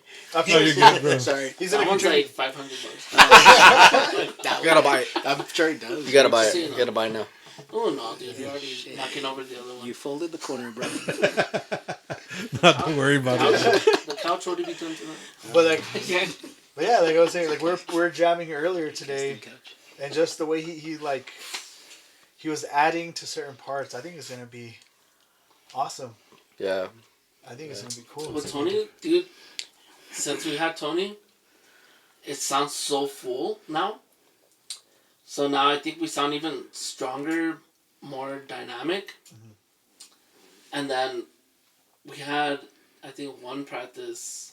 It was before the show, Yeah, it was not empty. and it sounded fucking empty, dude. Like Yeah. I was like, dude, my bass, because Tony Before wasn't Tony. there. Tony wasn't there. before Tony, we've been adding, we've been adding gain Yeah, to the distortion. bass. Mm-hmm. Just to cover up guitars, that part, you know what I Fill mean? space. Yeah. And then I put it on, and it still wouldn't fucking do it. So you mean a lot, dude. Yeah, I think we should make out. I really love what these guys are doing for sure. Like, I don't want to take away anything of what they're doing because I'm a real big fan of what they are doing. I really believe they are unique, and they are going somewhere. So I was very honored to. I just compliment me specifically. Stick to the script that I sent. Yeah. Stick to the script, Tony. Stick Don't to talk the at all. script. Go ahead and get closer to the mic. Say those words. So yeah, I'm excited to be on this journey with them, and I'm glad that they asked me to be part of it. And as far as writing stuff, I really don't want to add too much. Whatever, I'm just learning a lot from each individual at the moment, and wherever I can help is where I want to be. I'm sure once you guys are, have you guys started writing new music yet, or? Well, Yeah. Not yet. we're always yeah. writing music. Yeah, Because I'm sure you're gonna complement each other. Well, new music because we have like 3 new songs Yeah. that he's never heard. Oh shit! We have 4 new songs. Technically, yeah, we have 4. a whole new EP. Yeah, so Yeah, we have yeah. 4 songs that are not recorded, not on video. 4 bangers. They're our funnest songs. That for They're me, fun. I'm ADD though, so like whatever new song is next, that's my favorite song, right? Like Right. I'm just one of those people like fucking. I get bored of Next. stuff really quick. Yeah, Next. I'm the next Next. So person. going back to Miguel's problem. Anyway, I'm ADD, Miguel OCD. would make a song and then Get bored of it. get bored of And it. get- And we'll I'm play. over it. weeks. But how are you guys as far as like whenever you release a song, you write something new, or let's say with your album with Dark Side Studio. Yeah, I'm already tired of that. But right off the bat, did you listen to your music consistently after you recorded, or do you just leave it in the past at that I point? feel like for like a week, once we release that EP, I'm like, I love this shit. And then a week in, I'm already. Now the thing is that once we have that EP, we already have like 3 new songs. That's the Right. thing. Just because I'm ADD, I'm like I'm on The to the thing next is one. that Miguel listens to the songs so much. fucking much. Yeah. Yeah, I think that's what it is. It's like Yeah. That's like his having, problem. It's like having a playlist Yeah. that you listen to every day. Yeah. Of course, there's gonna be days where you're just like, I'm tired of it. I'm tired of that song. You know what I mean? But I think if I was in any of you guys' shoes in this band, I think I'd be the weird guy like listening to myself and the music that we wrote And I do every now and then. consistently. It's He stripped does down, that too much. I will. I watch live videos. I will be that weird guy because I, Yeah, bro. dude, because like when I joined this, whatever Right. this is, like I saw them when they were just instrumental, and they were going. They were running as the band Music for Zombies at the time. Okay, that's before Richmond. Yeah, and it was instrumental, and we were at like a battle of the bands or if I remember correctly, and Starbucks. I was there watching them, and I was like, damn, these guys need. These guys would sound sick with some vocals, and I was playing guitar at the time. I was playing guitar at the time. Clean. Yeah, and I was like, I had no idea how to sing or anything. You were singing. What are you talking about? I was doing like backup vocals in the band that I was in, playing Yeah. guitar at the same time.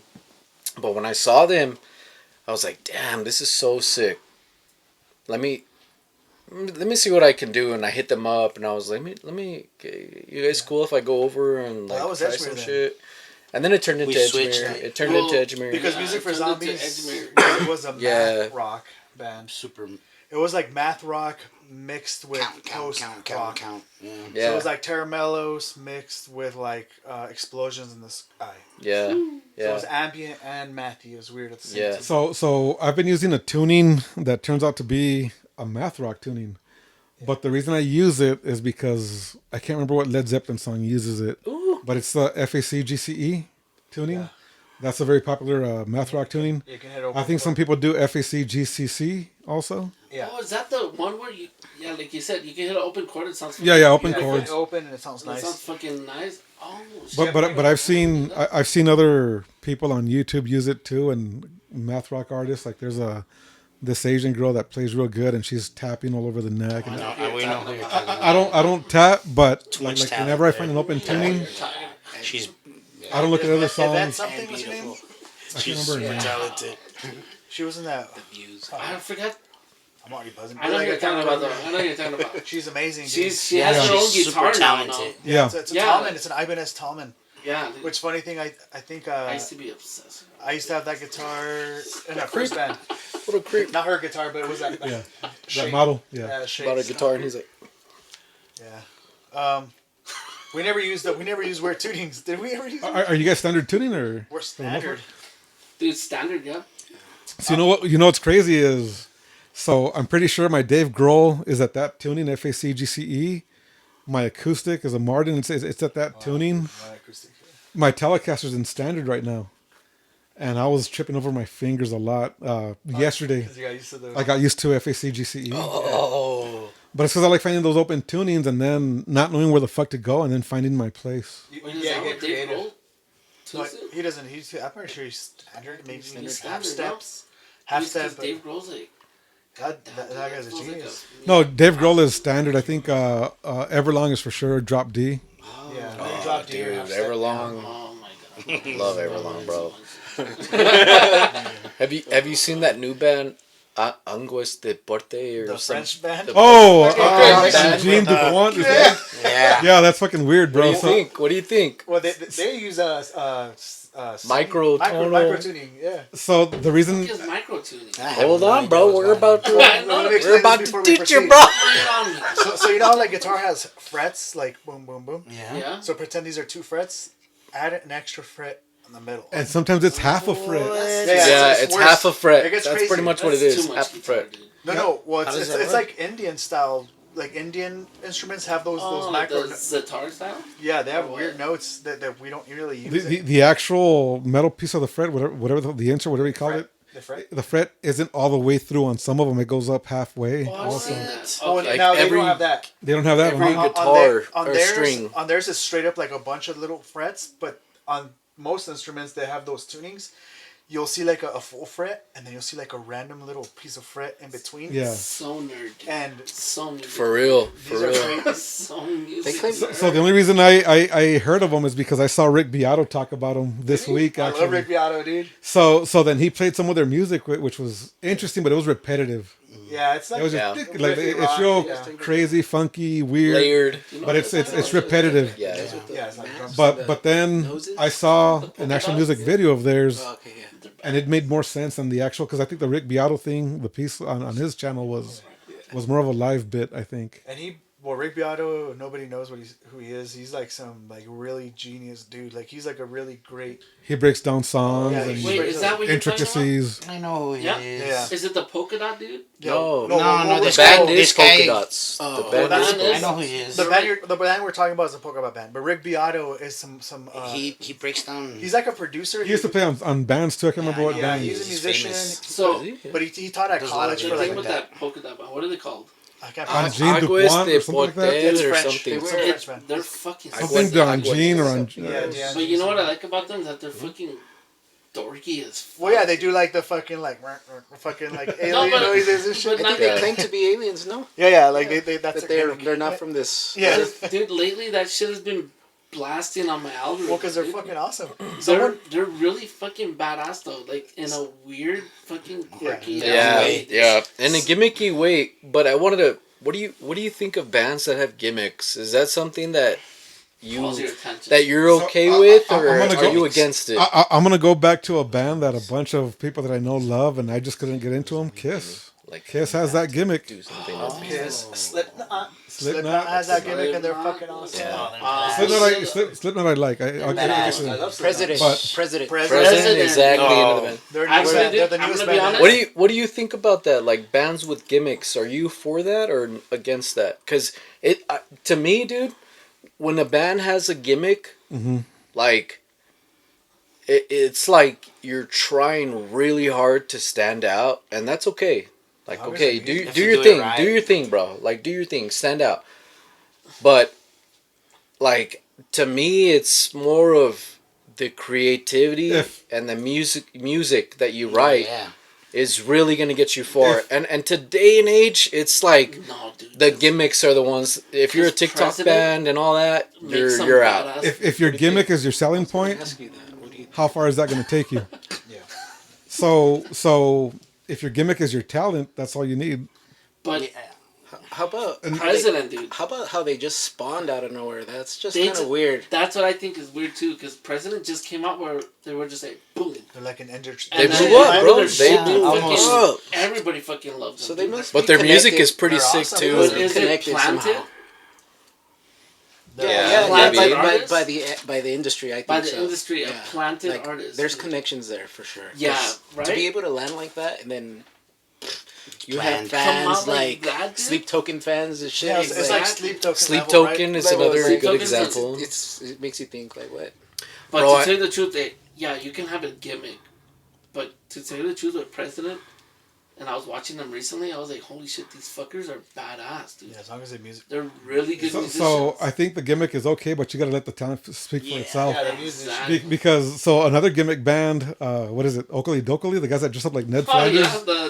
Oh, the yeah, Those but guys yeah. are pretty cool. I know their music. That Though. was- Their music's actually legit, bro. Or the guys that dress up like the actual presidents of Trump and Benjamin Putin. I saw them. They're like I don't know metal. who they are. What? They're pretty cool, man. Yeah, they are. I haven't They're- seen them. Yeah. It's kind of heavy stuff, but What was that other one? It's too heavy I for don't. us. I No, I'm just kidding. I'm just playing. You're out of bed. I think to me, and going back to like commercial bands that were successful, I think I appreciate more than a gimmick. I appreciate a new sound. Like you can, of course, you can understand why Korn made it big. Oh, so You can understand why System of a Down made it big Yeah, Unique. yeah. because their sound was unique. System Korn of was a Down unique. was They didn't sound like supposed to be anybody else. Joke. A joke. It was Yeah. supposed. The singer wanted it to be like a fuck around shit. And then I think what's the name of the guitarist? Darren. Darren Malakian. It was actually Malakian like your middle school, like Yeah, it was like my twin in middle school. yeah. The But guitarist from System of a Down. Yeah. dude, he was like in love with them. But I But used to be huge into System. that dude made it serious. And then the Well- singer wanted it to be a joke, and then they fucking popped off. The weird thing is that the guitarist is like a crazy motherfucker. that fool. Yeah, it's wild. Yeah, he's She's a right. crazy dude. But I mean, I get why those bands made it big, and because it's different. And the talent is something you've never heard before at that point. Politics split You them know? up, actually. They had politics That in there was too, and awesome. so did Big Rage time. Against the Rage Machine. Against. Oh, I love Big Rage time. Against. Rage Rage Against the Against- Machine is. Oh, Big time. I've got my whammy pedal under this couch. Yeah. So, They've come back together, but they talk about like how politics split them up. oh, for real? Really? Within Rage? The drummer and Oh. I think it was Singer? the Brad guitar player. and I think a little bit of Dude, all if of them. Yeah. politics ever fucking breaks us up, That's I'm gonna stupid. punch you guys in the Who did you fucking vote for? face, dude. Who did you vote for? Shut the fuck up. Harris? You look like a Harris. But I'm just kidding. I voted for Pedro. I voted You know what's Pedro, crazy? Pedro. You know what's You crazy, wanna know dude? who I voted for? I voted for Cheney. Cheney. Again. So dead. You're still voting for him? You're just writing him in on the cards? Cheney. Cheney. Oh, that's Never how be those, Cheney again. those fake votes get in there. I don't give a fuck who you vote for, bro. Yeah, I don't nah, give I a love you. fuck, bro. Yeah, I'm I gonna don't love you. care. Fuck you. And I'll talk to you and we'll have a good conversation and shit, but I'm not gonna fucking shun you and be like, you're a piece of shit. I don't want to know you. I'm blocking you. I'm deleting you or anything like that, dude. I don't care, dude. It's insane how like the last administration, That was loud. administration bent their fucking knee for a certain country, and now this administration is bending their fucking For a knee certain country. for a certain fucking country.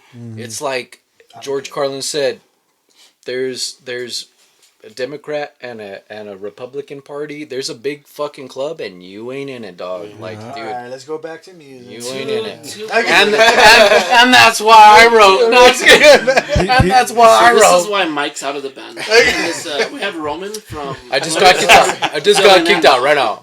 They're bringing in Jim Ward from Sparta. Jim Moore is stepping in. Cedric from Cedric from Mars Mars Volta Volta. is coming in. Fuck it, Omar Rodriguez Lopez is gonna sing for us for the. Does he sing? He's Yeah, actually he- my brother. We're old Okay. as fuck, bro. well, speaking of Sparta, you guys are gonna open up for them again Yes, sir. pretty soon, right? Like 4 bands before them or 3. Yeah. Yeah, Soul Summit. Soul Dude, Summer Festival. anything that they throw at us is just a fucking gift, dude. That's an Fucking honor, take man. it, bro. That's an Oh, honor. yeah, dude. Honor the every fact time. that he believes in us. Or just gives us That that, much, inch, dude. that Yeah. centimeter, like He throws us a bone, dude. Yeah, We're he just just gives us a like, bone and that's This is where again, I'm gonna fanboy on you guys. It's not that I'm kissing you guys' ass, but it's because you guys are undeniable, bro. it's fun. Your band is undeniable. It sounds so great. I've shown you off to several friends of mine. Like, dude, check this band out. You know, I remember the last time I felt that way was a commercial band. But I remember my cousin Christina in California.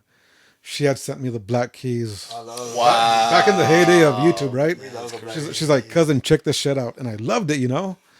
And it's crazy that all these years later, I felt the same way about a band out of El Paso. Man, that's cool. You guys, you know? Dude, thank you so much. Like to me, it's... You know, the thing No, is, you guys are that we welcome, man. Thank you guys. We actually put like an effort for our live shows. Like we try not to just to play like Yeah. songs back to each other. We try to put some thought into it and like We try to give a show, dude. yeah, at least try to like musically give like a show like fucking like a little cool experience. Have you been to one of our shows or anything? Dude, regrettably, as me being a self-proclaimed #1 fan of you guys, I have not been to a show. I'll be on the record. We're out of here. I'm just kidding. Cancel. Close this up. No. Call my lawyer. Get my lawyer. I was Call my lawyer. Call my lawyer. And more the reason is because I'm always out of town. Yeah. But the time, Apodaca. no excuses, but I am out of town a lot. I will make it to your shows, bro, because I can only imagine if the dynamic is on my speakers through my car or my iPhone, whatever the fuck. I can imagine live, bro. Because to me, it's... I've heard that a lot. We sound better live. Yeah, I've heard that. Always. I hope, bro. I hope. Yeah, I'll make it to your shows. Don't worry. It's... Recordings don't do it Yeah. to us Justice. Yeah. That's what I hear a lot. And yeah.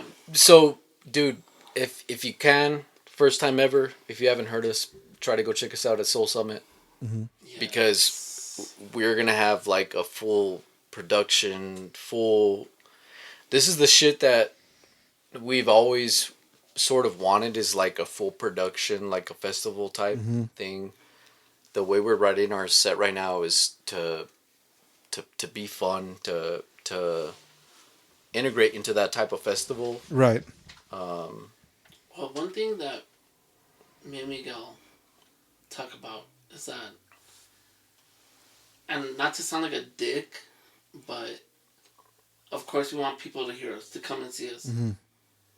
But what we're putting into this set for the festival is more for the musicians that are going to be watching us Yeah. there. That way they see your business. So they Yes. can, yes. Yeah. They see you're reliable. They see, like, You're you know what? Like, these guys they're doing pretty badass. You know what I mean? you're masters of your craft. Yeah. Clearly you Yeah. are. Clearly you guys are. And it's kind of like how we've been doing it. So like we played shows. The guys from Rosewood and Mona's referred us to Sparta. Sparta heard us. Sparta's referred us to this festival. We're hoping someone at that festival hears us and refers us to the next thing. And we just kind of keep going. Like a stepping up stone, that dude. ladder. My Yeah, we're my trying to- dad has always said, like, dude, it's always a stepping stone. Like, dude, when I was 6, 7, my dad fucking bought me a plastic fucking guitar, and Yeah. I was running around the house playing that shit to Ted Nugent Stranglehold Fuck yeah. for hours. Hell yeah. And he would record me, and I'm just running around the fucking house pretending to play Stranglehold by Ted Nugent. It's in your blood. And the dream has just grown, bro. Like, and I hope that my dreams aren't just dreams, bro. And this is like us trying to, just make it a reality. But if it is a dream, then it isn't a dream, dude. But I know that I'm putting all my shit into this project, dude. I'm putting all my effort and all my fucking shit. And another thing that like is really, really putting a fuel to the fire is like, I have daughters now, man. And I can't just tell them to fucking go to your dreams. Make your dreams happen, bro. I can't just tell them that, because I gotta fucking live it now to Yeah. prove a point. And what's cool is it's well within reach at this point. If you've got I hope, man. If you've got- I hope, bro. if you've got Jim Ward, the guy that brought Coldplay to El I Paso, hope, man. It's wild. Huh? pushing you guys forward, like But- it's but we're well not- within reach. We're not gonna take that for granted, though, bro. I know I am not personally. Like, I Yeah. don't. Oh, no. I don't want to just lean on that shit, because Yeah. I want to be able to make our name for ourselves, and like, Yeah, you got to keep on pushing, there's a lot of fucking grease and grit that we put into this shit day in and day out for years. and it's clearly bro. evident, bro, in the music. I remember being 16-year-old, 17-year-old, going to shows, and we're playing shows with old ass fucking dudes our age now, and watching them and being like, I hope I'm never there, bro. I hope I'm already signed. And now we're those motherfuckers, bro. Yeah. We're those old ass motherfuckers, and we're watching the young kids and being like, "You guys better go get it, bro, because we're here now, and this shit sucks, and we're on borrowed fucking time, dog." Dude, right And now, that's why we're like, it's all in, like we're all in, and we write the way we want to write. You know, like it's like we're trying to make it happen, dude, and we're not trying to force it or anything like that. We're just trying to have fun with it, and it's more of a I don't know, man. It's just more of like for us type of thing, but we're still trying to make it a reality. The dream, we're still That's- trying to make the dream a reality. That's good that you guys make it for you guys, because at that point, you're holding it close and dear to your hearts, and at that point, the music's gonna be true. It's not gonna be anything beyond true, bro. I don't want to wake up. I guess that's what I'm trying to say is I don't want to wake up from this dream, bro. Like I want this dream to Last become forever. a fucking reality. I don't want this to be a dream where I like wake up one day and I'm like, "Oh, that was fake. That's never going to happen." Like I want to just keep dreaming and make this happen, dude. Like I don't want to let go of it. That's my shit. And I'm glad you mentioned your kids, because I'm the same way with my son. Like, I've bought him all his instruments. He's got his guitars too. Aside from my guitars, he's not touching those. But he's got his guitar. He's got his bass. He's got his drum set. Yeah. He's into banda music now too. Fuck. But he wants an accordion. What's wrong with that? No, I'm gonna encourage. Oh fuck! I'm gonna encourage the music. Oh shit! Fuck. Yep. I'm out of space on the iPad. We still got sound, so I'll just throw in an image to close off the episode, so we're okay. But it's. I'm glad you guys are encouraging the kids, your kids, because I'm doing the same thing with my son. And something about your band, to me, doesn't feel like there's going to be any shortcomings at all, bro. You guys are knocking on the door. So I think. dude, the younger scene is fucking killing it right now. Dude. Yeah. Yeah, They are fucking the killing it. youngins. Acronym, Yeah. Feels good. Nevermind. To see that. Blush. Sweet Ventura. Dude, they're Sweet Ventura. fucking killing it right now, dude. And I hope they just keep fucking. Don't take time as a guarantee. Exactly. Like, go get your shit, dog. You're All the already there. youngins, Just- bro, go get your shit. They're Work doing at some it. badass shit. Go get your shit. Don't take time off for nothing. Go get it. Don't sell your gear when you decide to grow up. Oh yeah, dude. There's always No that matter one how piece that many we kids. regret. Keep the dream alive. Well, that's crazy that I ran out of space, but we'll close it off, man. And again, I'm gonna have the sound playing with an image of us. I'll take a picture of you guys right now too, to fill in the space. But again, I'm glad you guys made it. I'm glad I got to meet you guys, and I always express how this is what I love about the podcast. I bring guests in that I respect even before I know them sometimes, because it's always about making new friendships too. New friendships, new everything, and I feel like at this point, like I'm gonna be even more excited to go see you guys now. And every time I see the bands that my friends, Anthony with Glorious now, and Adam with Letters from Wolves, when I see anybody that I know on the bands that they play in, like the way that I love music, I get emotional about it. Again, I told you guys I'm stiff at a show just watching everything.